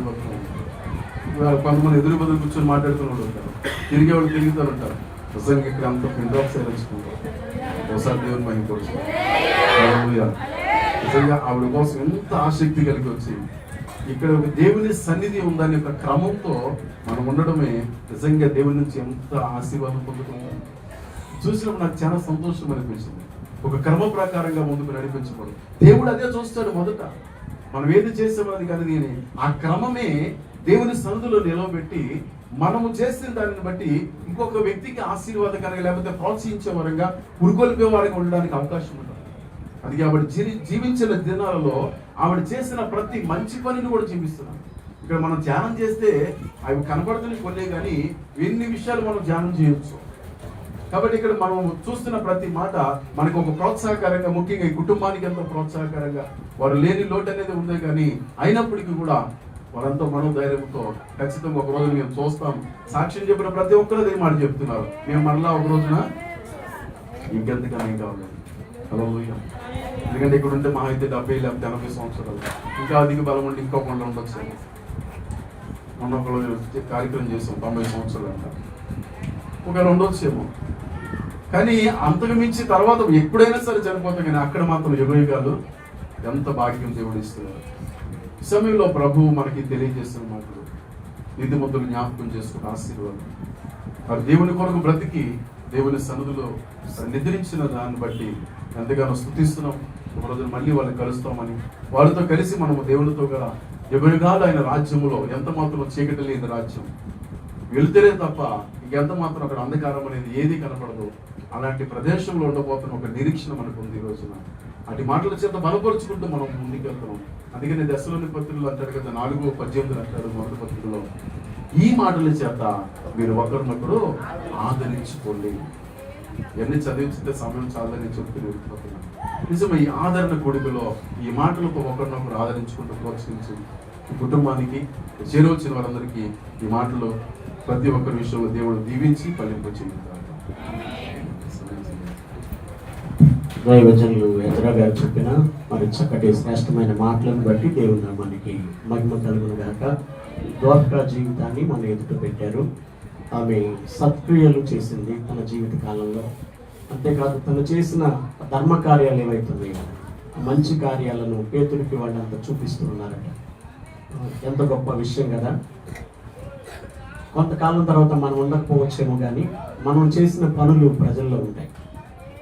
మనం చేసిన పనులు ఉంటాయి. తల్లిగారు ఇప్పుడు లేదు మన ఎదుట, కానీ ఆమె చేసిన క్రియలు మన ఎదుట సాక్షాత్తంగా నిలబడ్డాయి. దేవునికి స్తోత్రం. ఈ సమయంలో తిమోతి గారు వచ్చి మరొక ప్రత్యేకమైన పాట పాడతారు. మీరంతా భోజనం ఎన్ని గంటలకు చేస్తారు? ఏంటి అంత నవ్వుతున్నారు? ఎవరైనా చెప్పలేదు. నేను 1 గంటకు క్లోజ్ చేయడానికి నిర్ణయించుకున్నాను. ఓకేనా? నేను ఎక్కువ విసిగించను. 1 గంటకు క్లోజ్ చేస్తాం. ఈ లోపు భోజనాలు స్టార్ట్ చేసుకోవాలన్నా వాళ్ళు స్టార్ట్ చేసుకోవచ్చు. వాళ్ళకి ఏం అర్థం కాదు. వాళ్ళు బయట అది సెపరేట్, ఈ చర్చిలో జరిగేది సెపరేట్ కాబట్టి అదేమి ఇబ్బంది లేదు. దేవునికి స్తోత్రం. Praise the Lord. హల్లెలూయా. మార్పు చెందవా, నీవు మార్పు చెందవా అని పాట పాడుతుంది. ప్రభు నామములో ఎన్నాళ్ళు నీవు జీవించినా గాని ఏముంది లోకంలో, ఇన్నాళ్ళు నీవు చేసిన క్రియలన్నిటికీ లోకంలో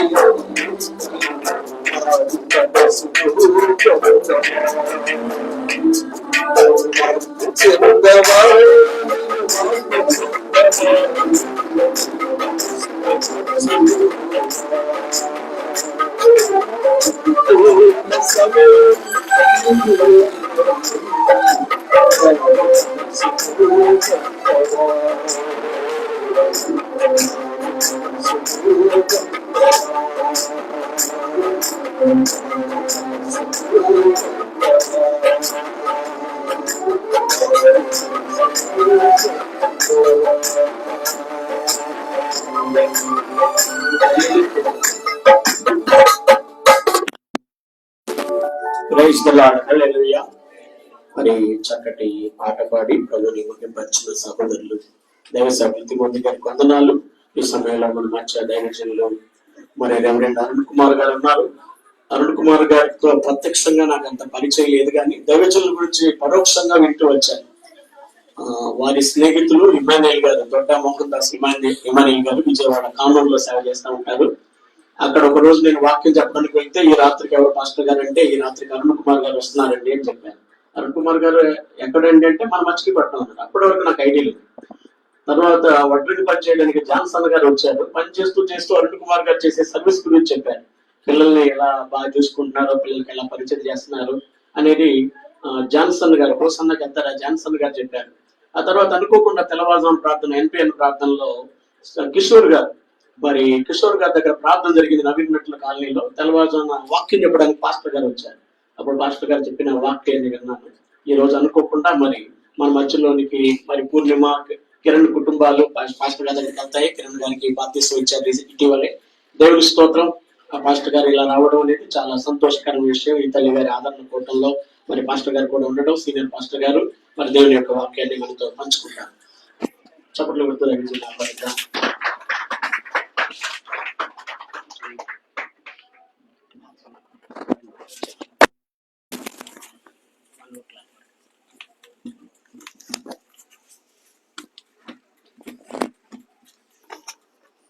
ఈ సంఘంలో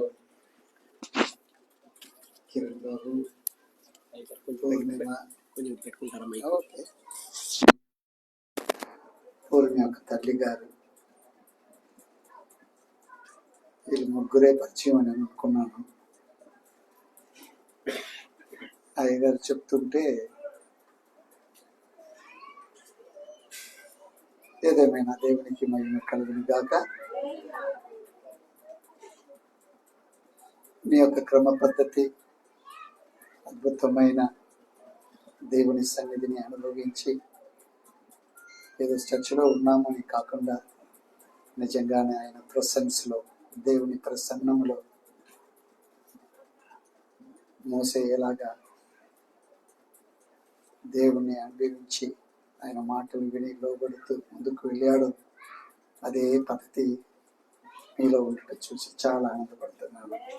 హల్లెలూయా, హల్లెలూయా, హల్లెలూయా. ఒక చిన్న అంశాన్ని మీ హృదయంలో పెట్టాలని పరిశుద్ధాత్మ దేవుడు నన్ను ప్రేరేపిస్తున్నాడు. ఆయన నాకు సహాయపడును గాక. అది ఇలాగా చెవిగలవారు వేందురు గాక. ఆమె విన్నవారు నమ్ముదురు గాక. నమ్మిన వారు ఒక్కడికైనా ఆత్మ చొప్పున జీవించడానికి ప్రయాసపడదురు గాక. ఒక్కడికైనా. హల్లెలూయా, హల్లెలూయా. యోహాను సువార్తలో 11వ అధ్యాయము 35వ వచనం, బైబిల్లోనే చిన్న వచనం అంటారు, అది కొంచెం చదవండి. 11:35 యోహాను సువార్త. యేసు కన్నీళ్లు విడిచాడు. యేసు కన్నీళ్లు విడిచాడు.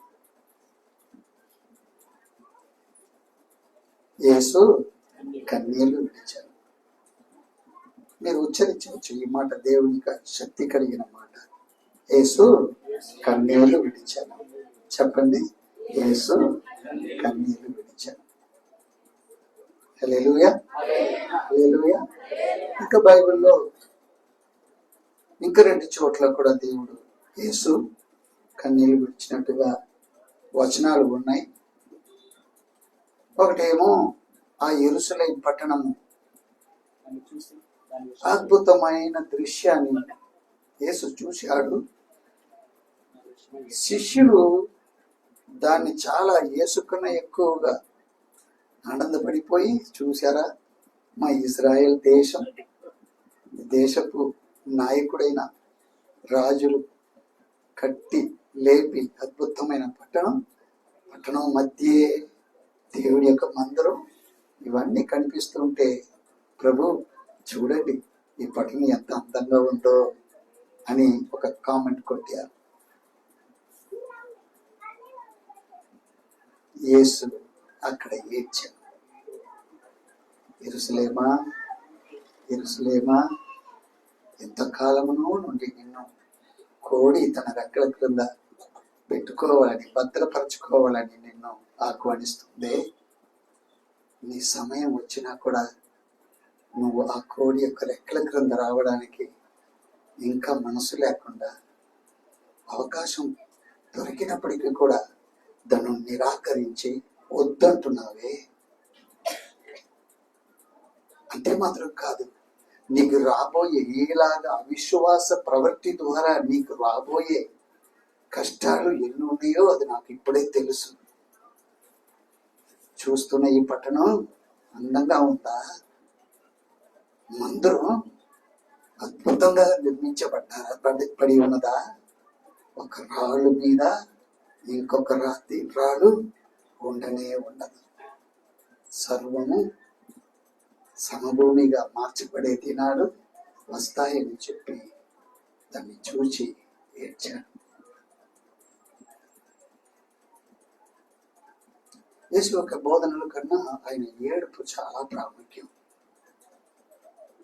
ఎందుకంటే ఏడుపు ఎప్పుడు వస్తుంది? గుండె పగిలినప్పుడు. ఆ గుండె పగలడం ఎందుకు వచ్చిందో దాంట్లో సందేశం చాలా స్ట్రాంగ్ గా ఉంటుంది.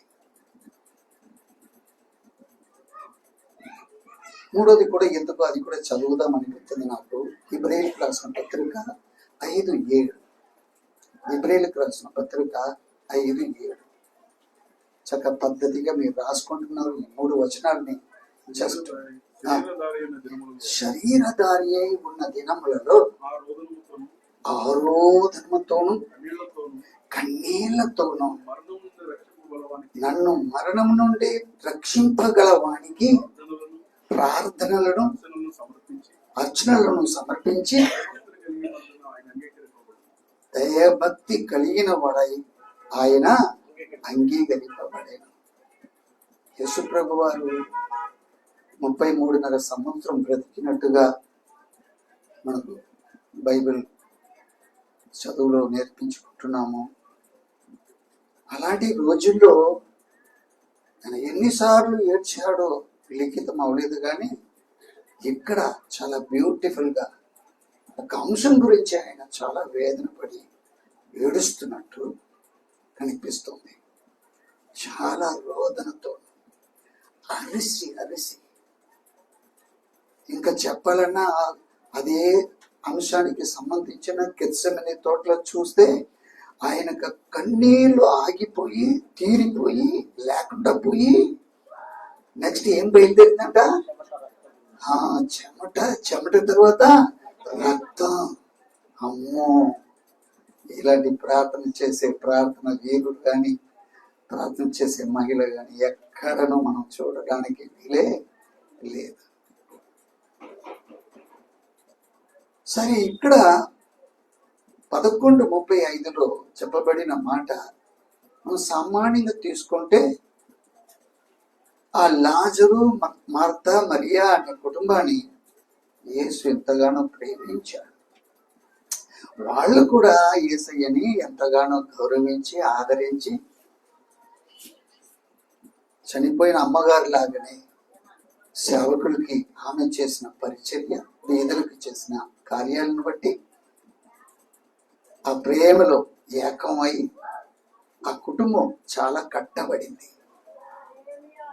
అంతే మాత్రం కాదు, ఆ కుటుంబంలో ఎక్కువగా ఎక్కడెక్కడో చెప్పవలసిన వాక్యాలు పాపం చెప్పే వినేవాళ్ళు లేకపోవటమో వలన ఏమో గాని మార్తా మరియా వాళ్ళు వస్తే తన వాక్యాన్ని, తన పరలోక రాజ్యపు మర్మాలని, తన యొక్క అద్భుతమైన రక్షణ కార్యాలని చక్కగా వినేవారు ఏమో.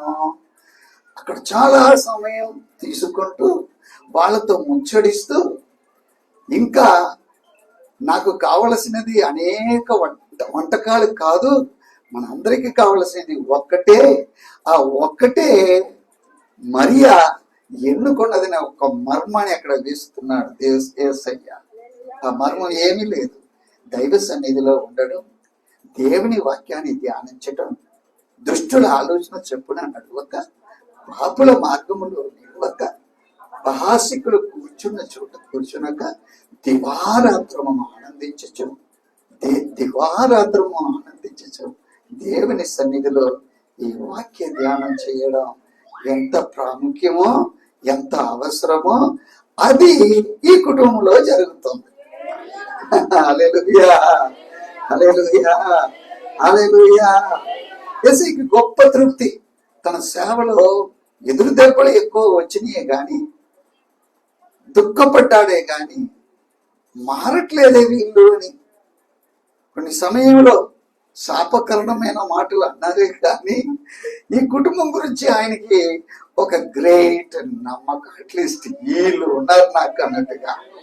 హల్లెలూయా, హల్లెలూయా. యేసు ప్రభు వారు మనందరికీ తెలుసు, సర్వశక్తుడు, తండ్రి యొక్క ఏకైక కుమారుడు, త్రిత్వత్వములో 2వ వ్యక్తిగా దేవాది దేవునికి మనుష్య రూపంలో ఉన్నప్పటికీ కూడా ఏమేం జరుగుతుందో, ఏదేది కదులుతుందో, ఏదేది జరగాలనో అచ్చం క్లియర్ గా 100% కాదు 1000% చెప్పవచ్చు ఏమో గాని 1000% ఆయనకి తెలుసును. హల్లెలూయా, హల్లెలూయా. అలాగే యేసయ్య సేవలో ఎక్కడో కొంచెం దూరం ఊరికి వెళ్లితే ఎవరో గుర్రం మీదనో గాడిద మీదనో చాలా స్పీడ్ గా వస్తున్నవాడు ఒక సందేశం, దుఃఖ సందేశం తెచ్చుకుని వచ్చాడు. ఏంటి? మార్తా మరియా, లాజరు. ఈ కుటుంబంలో లాజరు ఒక్కడే, పాపం వాళ్ళ తల్లిదండ్రులు లేరో ఏమో నాకైతే తెలియదు, కానీ ఒక్కడే ఉన్నాడు, మగ దిక్కు. ఆడు తీరని రోగముతో కష్టపెడుతున్నాడు. యేసయ్యని బలవంతం చేస్తున్నాడు ఒక విధంలో. అయ్యా అయ్యా సహోదరులు మిమ్మల్ని పూర్తిగా నమ్ముకొని మీరు రావాల్సిందే అన్నట్టుగా ఎదురు చూస్తూ ఉన్నారయ్యా. ఆడు కూడా చాలా వేదనతో నలుగుతూ చూసిన వాళ్ళందరికీ అయ్యో ఎన్ని కష్టాల వాడికి అన్నట్టుగా వైద్యం చేయలేక ఇంకా చేయటానికి వీల్లేక ఆయన పడుతున్న వేదనలో ఈయన వెళ్ళిపోయి చెబితే యేసు ఏమీ పెద్దగా పట్టించుకోవట్లేదు లేదు.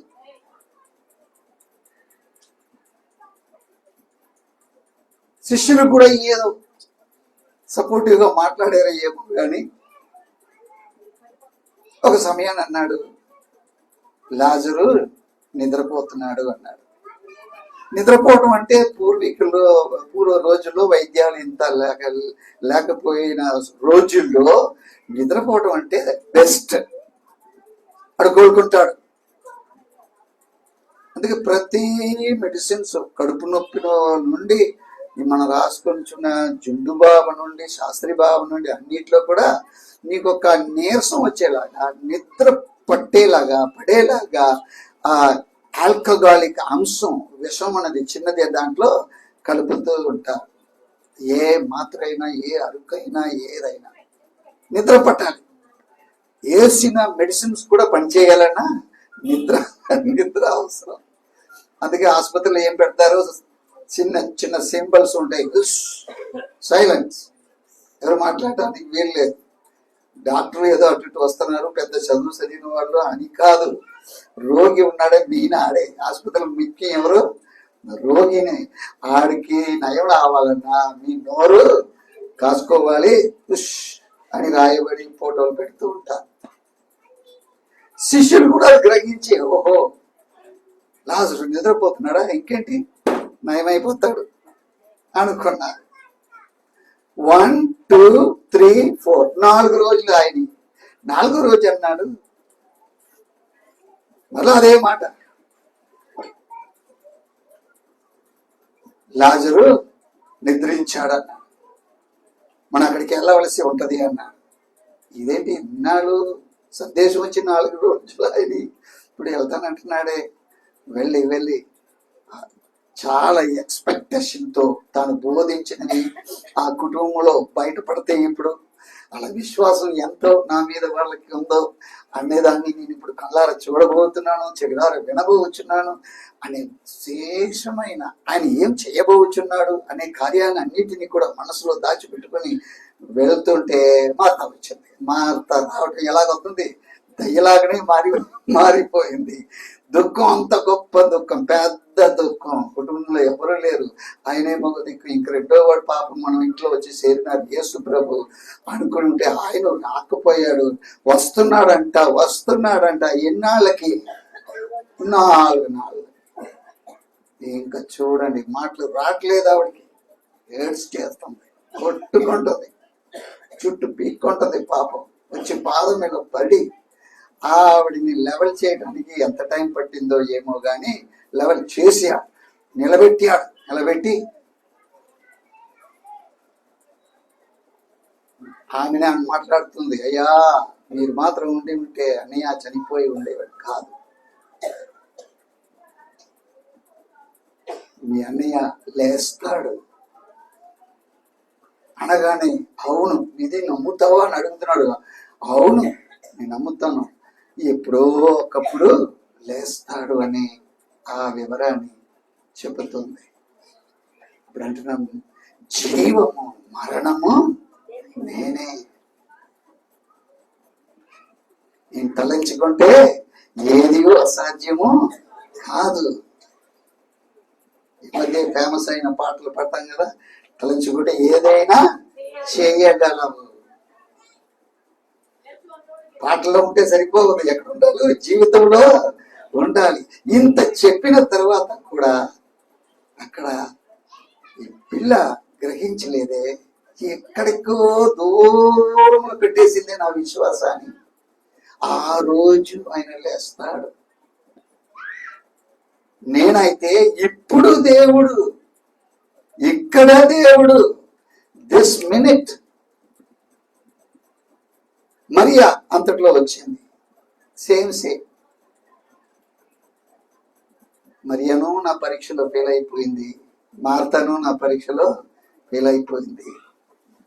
నేను వీలైనా నా యొక్క శక్తిని గ్రహించి, ఎందుకంటే యేసుకి ఈ అంశం మరణం నుండి లేవడం అనేది చాలా ప్రాముఖ్యమైనది. పౌలు అపోస్తలుడు అంటున్నాడు, యేసుక్రీస్తు మాత్రం మరణాన్ని జయించలేదంటే ఆయన వెనకాల ఈ బైబిల్ పట్టుకొని తిరగడం అనవసరం.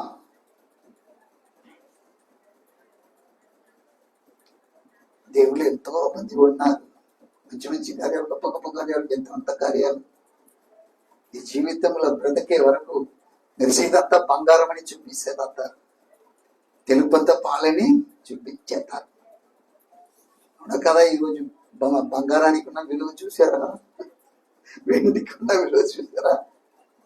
దాంట్లో కొంచెమైనా ముట్టైనా చూడగలుగుతామా అనే ఆశలో ఉన్న వాళ్ళు, లాభం కలగాలి, అది చెయ్యాలి, ఇది చెయ్యాలి, సమయం చూసుకోవాలి, ఇలాగ బ్రతికించాలని ఆలోచనలు ఎన్నో. రాజకీయాల్లో చూడండి, దేని మీద ఆధారపడి ఉంది? డబ్బులు, ఒక పేరు, పొగడుగా. చనిపోయిన తర్వాత గోవిందంటాం. గోవిందంటే ఏమి లేదు, అయిపోయింది అన్నట్టు. కానీ ఆ మరణాన్ని జయించే నాథుడుగా తాను వచ్చి, నేనే మార్గం, నేనే సత్యం, నేనే జీవం. జీవం అంటే ఏంటి? ఏదో ఈ బ్రతుకునుకున్నారా? జీవం అంటే నిత్య జీవం. దానికి వారసులుగా మిమ్మల్ని నన్ను కలగవలసిన పని ఆయన మీద పడింది. బైబిల్ అంటుంది, ఆఖరి శత్రువు, జయించవలసిన ఆఖరి శత్రువు మరణమే. ఆ విషయంలో నేను నమ్మిన నా చిన్న సంఘం, ప్రేమగల సంఘం, నాకు ఎన్నో వడ్డించి పెట్టి నా అవసరాలన్నీ తీర్చిన ఈ సంఘం, దీంట్లో విశ్వాసం ఎంతగానో నింపాను.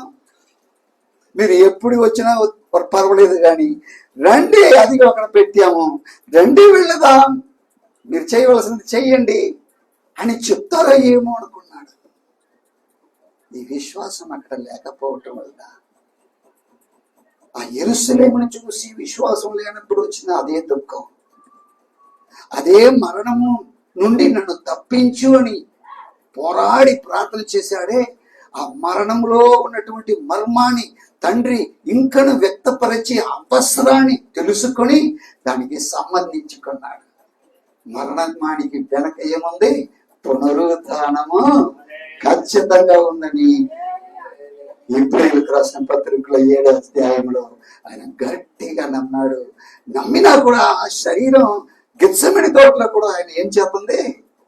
ఆ రక్తం కార్చేలాగా వేదన పెట్టేస్తాను. అక్కడ కూడా అదే అంటున్నాడు, అయ్యా నీ చిత్తమే జరుగునగాక, నా చిత్తం కాదు నీ చిత్తమే.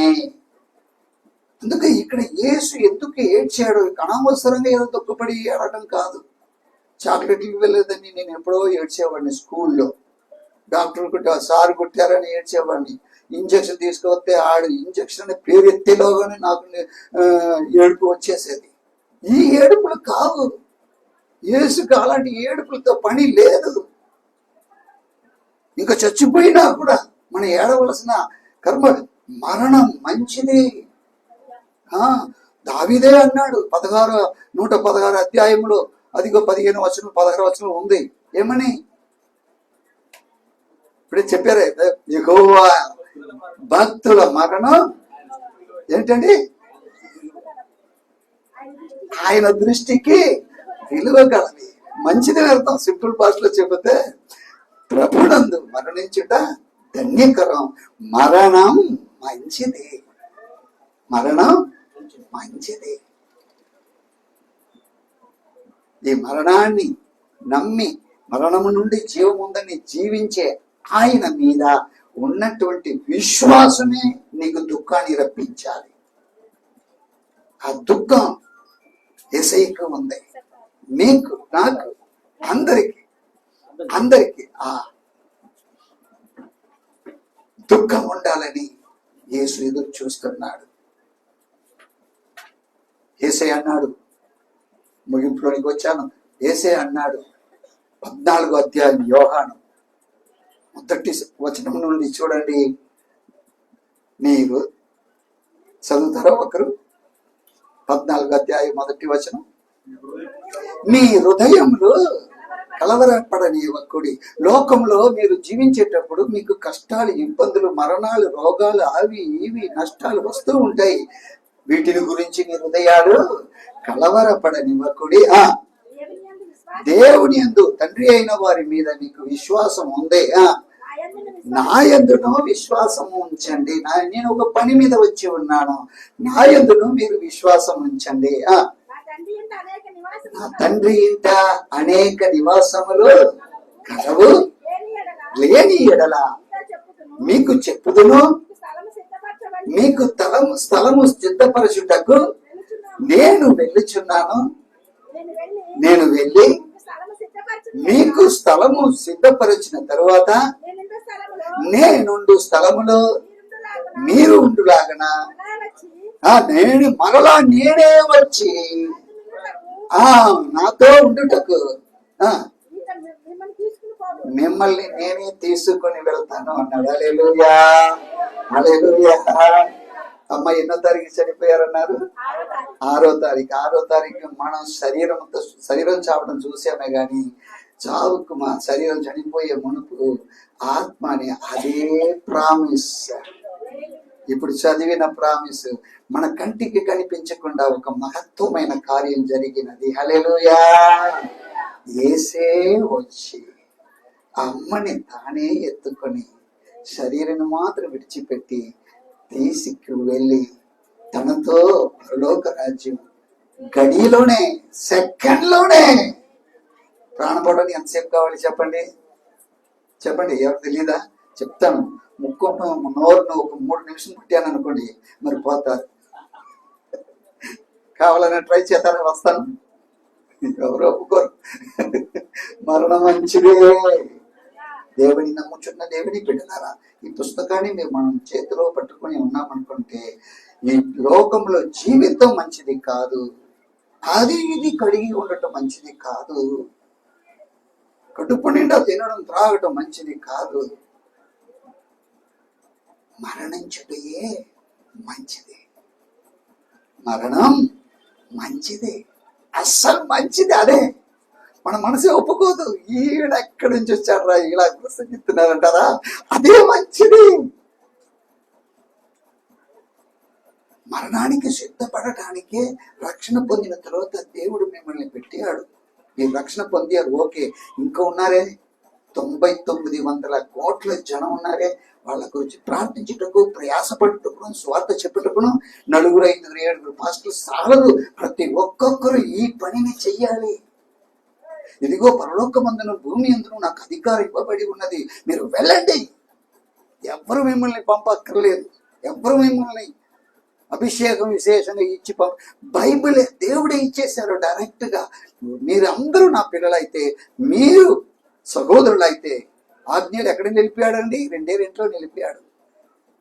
దేవాది దేవుడిని ప్రేమించండి, రెండోది ఈ పొరుగువాన్ని నీ వలే ప్రేమించండి. ఇది 2 చేసుకుంటూ బలంగా పట్టుకుంటూ ఈ మరణాన్ని జయించిన వాడు ఒకడు ఉన్నాడు, కమాన్ తప్పించుకో అన్నట్టుగా నీకు వచ్చిన రీతిలో చెప్పి నీ సహోదరుని కులం కోత్రం ఏమి లెక్కకి రాదు, తెల్ల నల్ల ఏమి లెక్కకి రాదు, ఉన్నవాడు లేని లెక్కకి లేదు. దేవుని సన్నిధిలో అందరూ ఆయన బిడ్డలనే, సమస్త మానవ కోటి ఆయన బిడ్డల సర్వ శరీరులు ఆయనని, ఆయన బిడ్డలము. దేనికోసం మనం ప్రయాసపడితే ఖచ్చితంగా దేవాది దేవుడు తన ఘనమైన కార్యాన్ని, తన పరలోక రాజ్యాన్ని మరణం ద్వారా, మరణం అనే తాళపు చెవి ఇచ్చి నిన్ను లోపలికి తీసుకువెళ్ళి నిత్య జీవితాన్ని ప్రసాదిస్తాడు. హల్లెలూయా, హల్లెలూయా. అటువంటి భాగ్యంలో ఉన్న అమ్మగారిని ఒక్కసారి చూపితే మనం ఎంత పిచ్చి పిచ్చి పనులు చేసి ఏడ్చామో, ఎంత కొట్టుకుని ఏడ్చాము. ఫూల్స్, వ్యర్థులు. ఇంకా తెలుగులో పచ్చ తెలుగులో చెప్పలేదు, వెదవులు అయిపోతాం మనమే, మన విశ్వాసానికే. యేసుని ఏడుపు మనం చూడకూడదు, అదే ఏడుపు మనకు రాకుండా ఉండును గాక. హల్లెలూయా. మనకున్న ఈ నిరీక్షణ వ్యర్థం అవ్వకుండాన్నట్లు యేసు బాటలో, యేసు మార్గంలో ఆలోచించుదాం, జీవించుదాం. అవును, మనం జీవిస్తున్న ఈ సమాజం ఒప్పుకోదు, మనకి ఇంకా అలవాటు రావలేదు. ఏదో లాంగ్ లైఫ్ పెట్టుకొని జీవించి ఆ తరువాత అంటామే. పౌలు అపోస్తలుడు అంటున్నాడు, నాకు మరణించి నా తండ్రి అతనికి వెలుటయే శ్రేష్ఠం అనిపిస్తుంది. కానీ ఇంకా రక్షణ పొందాలని కావలసిన వాళ్ళు పని మిగిలి ఉందే. అందువలన మీతో ఉండుటయే నేను కోరుకుంటున్నాను. లోకముతో స్నేహం, దేవునితో వైరం. ఏంటంటే అర్థం? What is the meaning? లోకముతో స్నేహం, దేవునితో వైరం. హల్లెలూయా, హల్లెలూయా. అద్భుతమైన ఈ చిన్న సందేశం మీ హృదయంలో మోసుకొని ధ్యానం చేయటం మొదలెట్టండి. మార్పు అదే వస్తుంది, ఆయనే చేసుకుంటాడు. ఈ అవకాశం ఇచ్చిన నాకు అయ్యగారిని విశేషంగా అభినందించి మీ అందరు విన్నందుకు మీకు కూడా వందనాలు చెప్పి ముగించుకుంటున్నాను. Thank you. దైవజనులు చక్కటి విలువైన సందేశం ఇచ్చారు. యేసయ్య దుఃఖపడిన సందర్భాలు మనం పరిశుద్ధ గ్రంథంలో చూస్తున్నాం. యేసయ్యను మనం ఇక మీదట దుఃఖపెట్టు వారంగా ఉండకూడదు. మరి ప్రభువునందు నిద్రించుట అనేది మరి ధన్యకరమైన విషయమని, యేసు ప్రభు మరణాన్ని జయించి తిరిగి లేచాడని, మనకు మరి జీవముతో కూడిన నిరీక్షణ ఆయన మనకిచ్చాడు. శుభప్రదమైన నిరీక్షణ ఏంటంటే, యేసునందు ఉన్న దయామణుము గారికి సంబంధించిన వారి రక్త సంబంధులే గాని, బంధువులే గాని, లేక యేసునందు ఉన్న సంఘస్థులైన బిడ్డలు గాని ఒక శుభప్రదమైన నిరీక్షణ. అదేంటంటే, ఒకనొక దినాన మనం మరలా దయామణుము గారిని చూడబోతున్నాం. ఇది తాత్కాలికమైన ఎడబాటే గాని శాశ్వతమైన ఎడబాటు కాదు. ఒకనొక దినాన యేసయ్య మనల్ని తీసుకుని వెళ్ళడానికి రాబోతున్నాడు. ఆయన మరి తనతో పాటు పరిశుద్ధులను వెంట పెట్టుకుని ఆయన రాబోతున్నాడు. ఆర్భాటముతోనూ ప్రధాన దూత శబ్దంతోనూ పరలోకం నుండి ప్రభు దిగి వచ్చును. మృతులైన వారు మొదట లేతును, ఆ మీదట సజీవులమై నిలిచిండు. మనము వారితో కూడా ఏకముగా ప్రభువుని ఎదుర్కొనుటకు ఆకాశ మండలమునకు మేఘముల మీద కొనిపోబడదు. కాగా మనము సదాకాలం సదాకాలం ఆయనతో కూడా ఉంటాం. కానీ ఈ మాటల చేత మీరు ఒకరినొకరు ఆదరించుకోండి అన్నాడు. కనుక వారి కుమార్తెలు ఈ తాత్కాలికమైన ఎడబాటును బట్టి వారి రక్త సంబంధులు దుఃఖపడుతూ ఉండొచ్చు, కానీ ఒక ధైర్యం అదేంటంటే, మరలా మీ తల్లిని మీరు చూస్తారు, మరలా మీ సహోదరిని మీరు చూస్తారు కదా. మనదంటూ ఒక సమయం వచ్చినప్పుడు మనమే ముందుగానే చూస్తాం. మనం ఇంకా శరీరంలో ఉన్నామంటే ఆయన రాకల్లో చూస్తాం ఎత్తబడి. కనుక మీరు ఈ విషయానికి వచ్చి పెద్దగా దుఃఖపడాల్సిన అంత అవసరమేమీ లేదు. అయితే నేను ముగింపులో మాట చెప్తాను. ఏం మాట అంటే, భార్యాభర్తలు అన్యోన్యమైన దంపతులు ఉన్నారనుకోండి, భర్త ముందో భార్య ముందో తెలియదు, తల్లిదండ్రులు అన్యోన్యమైన బిడ్డలు ఉన్నారు, మంచి కుటుంబం, ప్రేమ కలిగిన కుటుంబం, కానీ ఎవరు ముందో ఎవరు వెనకో తెలియదు. నేను అంటున్నాను, రేపు అనేది మంది కాదని బైబిల్ చెప్తుంది. ఈ రోజే మంది. నేను అంటున్నాను, నీ భార్యను ఎంత ఎక్కువ ప్రేమించగలిగితే ఒక భర్తగా అంత ప్రేమించు. నీ భర్తను నువ్వు ఎంతగా ప్రేమించగలవో ఒక భార్యగా అంత ప్రేమించు. రేపు ప్రేమిస్తాను అనుకో, ఎల్లుండి ప్రేమిస్తాను అనుకో. నీ అన్నదమ్ములతో ఎంత చక్కగా ఉండగలవో అది ఇవాళ ఉండు. నీ అక్క చెల్లెళ్ళతో ఎంత బాగా ఉండగలవో ఈ రోజు ఉండు. మనం బ్రతికేది బైబిల్ ప్రకారం ఆయుష్కాలం 70 సంవత్సరాలు, అధిక బలం ఉంటే 80 సంవత్సరాలు. అయినా ఏ క్షణము ఏమిటో తెలియదు. ఇప్పుడు చెప్తా కదా, రేపేం సంభవించినా నీకు తెలియదు. మరణంకి వయసు అనేది కరెక్ట్ గా ఇంతని దేవుడే డిసైడ్ చేయలేదు కదా. ఎప్పుడు పోతామో తెలియదు. మనం బ్రతికున్న పంతాలు పట్టింపులు. ఒకే స్లాబ్ కింద ఉన్న భార్యకి భర్తకి పడదు, తల్లిదండ్రులకి బిడ్డలు పడదు, అన్నదమ్ములకి పడదు, అక్క చెల్లెలకి పడదు, ఇరుగు పొరుగులకి పడదు కదా.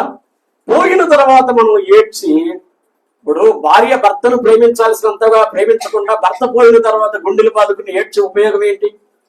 భార్యను ఎలా చూడాలో అలా చూడకుండా, ఎలా భార్య బాగోగులు పట్టించుకోవాలో ఎలా ప్రేమించాలో అలా ప్రేమించకుండా భార్య పోయిన తర్వాత భర్త ఏడ్చి ప్రయోజనం ఏంటి? అన్నదమ్ములుగా అక్క చెల్లెలుగా ఎంత ప్రేమించగలమో అంత ప్రేమించకుండా ఉన్నన్నాళ్ళు ఏవో సూటిపోటి మాటలో, లేదా ఉన్నన్నాళ్ళు ఏవో దిప్పి పొడుపులో, ఉన్నన్నాళ్ళు ఏవో రకరకాల అభియోగాలు మోస్తూ తర్వాత ఏడ్చినందువల్ల ఉపయోగం ఏమి లేదు కదా. అందుకే స్టీవ్ బర్డ్స్ అని ఆయన భోజనాలు ఎలాగో స్టార్ట్ అయినాయి, మీకు కంగారేం లేదా? మిమ్మల్ని భోజనం చేయకుండా చేస్తాను నేను ఎక్కువ ముగించేస్తాను కదండి. హల్లెలూయా. స్టీవ్ బర్డ్ యాపిల్ కంపెనీ ఫౌండరు తను చాలా చిన్న వయసులోనే, అంటే 55-56 సంవత్సరాల వయసులో ఆయన చనిపోయాడు. ఆయన చనిపోవడానికి ముందు హాస్పిటల్లో ఎమర్జెన్సీ రూమ్ లో, ఎమర్జెన్సీ హాస్పిటల్లో ఉన్న అత్యవసర చికిత్స జరుగుతున్న గదిలో తను ఒంటరిగా ఉన్నాడు, బెడ్ మీద ఉన్నాడు. ఆయన ఒక పేపర్ మీద రాసుకున్నాడు. ఏమని రాసుకున్నాడు తెలుసా? ఈ కట్టిక చీకట్లో, ఈ నిశీది రాత్రిలో ఈ మోగుతున్న యంత్రాల శబ్దాలు తప్ప ఇక్కడ నాకే సౌండ్ వినపడలేదు. అంటే తనకు పెట్టిన ఆక్సిజన్ మిషన్లు కానీ ఉన్నాయి, వాటి శబ్దం తప్ప ఏమి వినపడలేదు. నేను బ్రతికినన్నాడు సంపాదన కోసం పరిగెత్తాను. నా భార్యతో సరిగా సమయాన్ని స్పెండ్ చేయలేకపోయాను. నేను కన్న నా బిడ్డలతో కూడా సరిగా సమయాన్ని స్పెండ్ చేయలేకపోయాను. వారిని ఎంత ప్రేమించాలంత ప్రేమించలేకపోయాను. సంపాదన రాత్రింబగళ్ళు కష్టపడాలి, సంపాదన అనుకున్నాను. ఈ రోజు 1000 కోట్లు సంపాదించాను. ప్రపంచంలో ఒక ఉత్తమమైన వ్యక్తిగా గుర్తింపు తెచ్చుకున్నాను. కానీ ఈ రోజు నేను పడుతున్న బాధ ఉందే, ఈ క్యాన్సర్ వచ్చింది తనకి. ఈ క్యాన్సర్ లో పడుతున్న ఈ నొప్పి ఉందే, నేను ఎంత డబ్బు ఇస్తానన్నా ఈ నొప్పిని మోసేవాళ్ళు ఎవరు లేరు. మోయడం వాళ్ళకి సాధ్యం కాదు.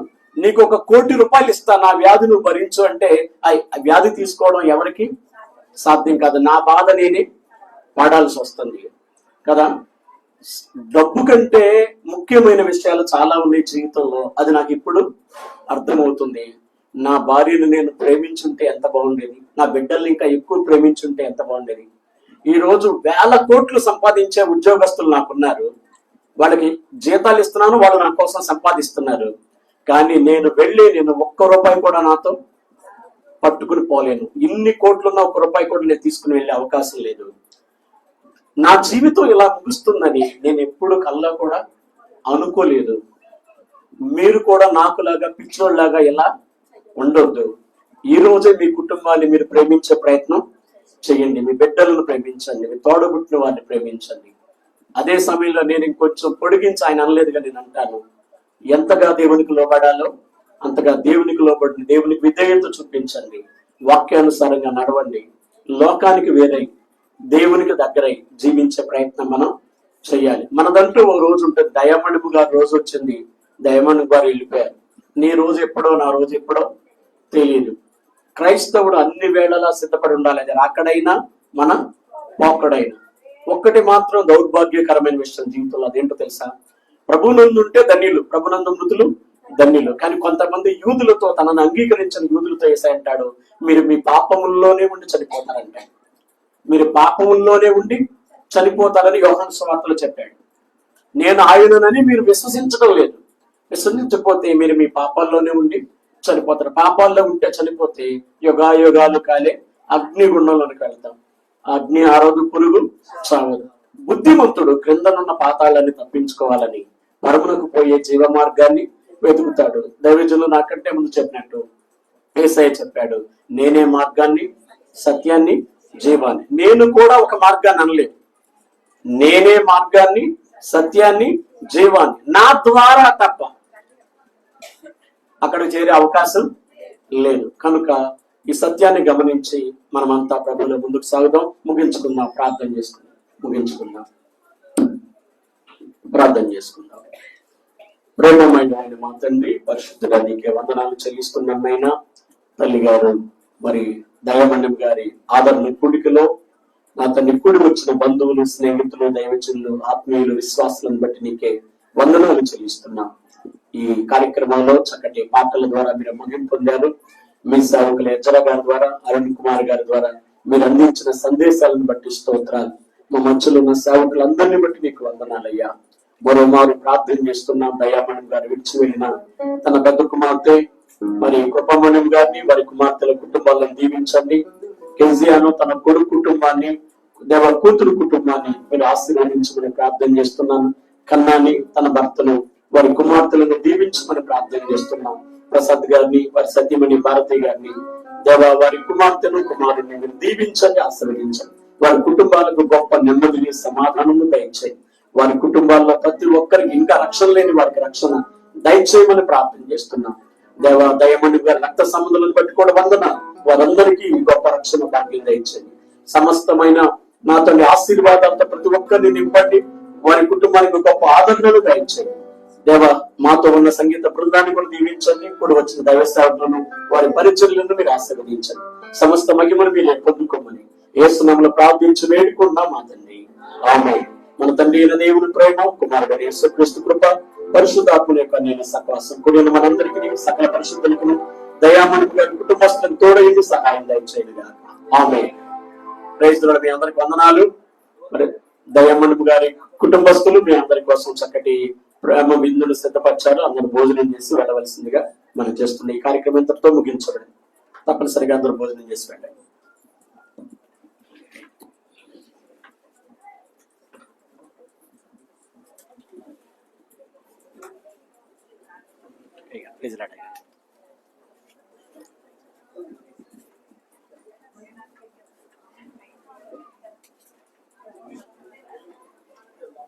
అమ్మా కేజీయా, వీలైతే పాస్టర్ గారులకి ఇక్కడ బవే ప్లేట్లే కదా తెచ్చేసి ఇస్తే చర్చిలో తినేస్తారు.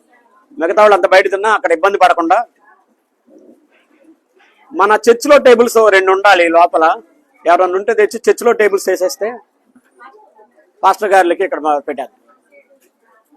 వెనకాల మన యొక్క 2 టేబుల్స్ ఉండాలి. సంతోషమయ్య గారు మిమ్మల్ని కలవటం జక్రయ్య అండి. అవును, అలాగే అలాగే తప్పనిసరిగా సంతోషంగా.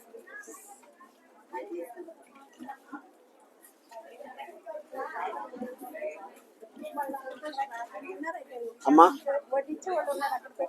సరే సర్లే, సరే వచ్చేస్తానులే. అయ్యగారులో ఎవరు కూర్చోలేదంట. ఇప్పుడైతే మనకు అనుకూలంగా ఉంటుంది భోజనం చేయడానికి. ఫ్రీగా ఉందంట, వెళ్ళిపోదు. అయ్యో బాబు జ్వరమా? ప్రేమగల తండ్రి యశ్వంతుని బలపరచండి అయ్యా. స్టీవెన్ మీరు కూడా వెళ్ళండి, నేను ప్రార్థన చేస్తాను. ప్రేమగల తండ్రి పరిశుద్ధుడ బిడ్డను బలపరచండి. సంపూర్ణమైన ఆరోగ్యంతో యశ్వంతుని నింపండి. నూతన శక్తి, నూతన బలం, నూతన ఆరోగ్యం దయచండి. జ్వర సంబంధమైన బలహీనత అంతా తీసివేసి తను 10th క్లాస్ చదువుతుండగా ప్రతి సబ్జెక్ట్ లో అద్భుతమైన మార్కులు దయచండి. ఎల్లప్పుడూ దూతల కాపుదల బిడ్డకు అనుగ్రహించమని వేసి నన్ను వేడుకుంటున్నాను. తను ఆమె. God bless you. ఓకే.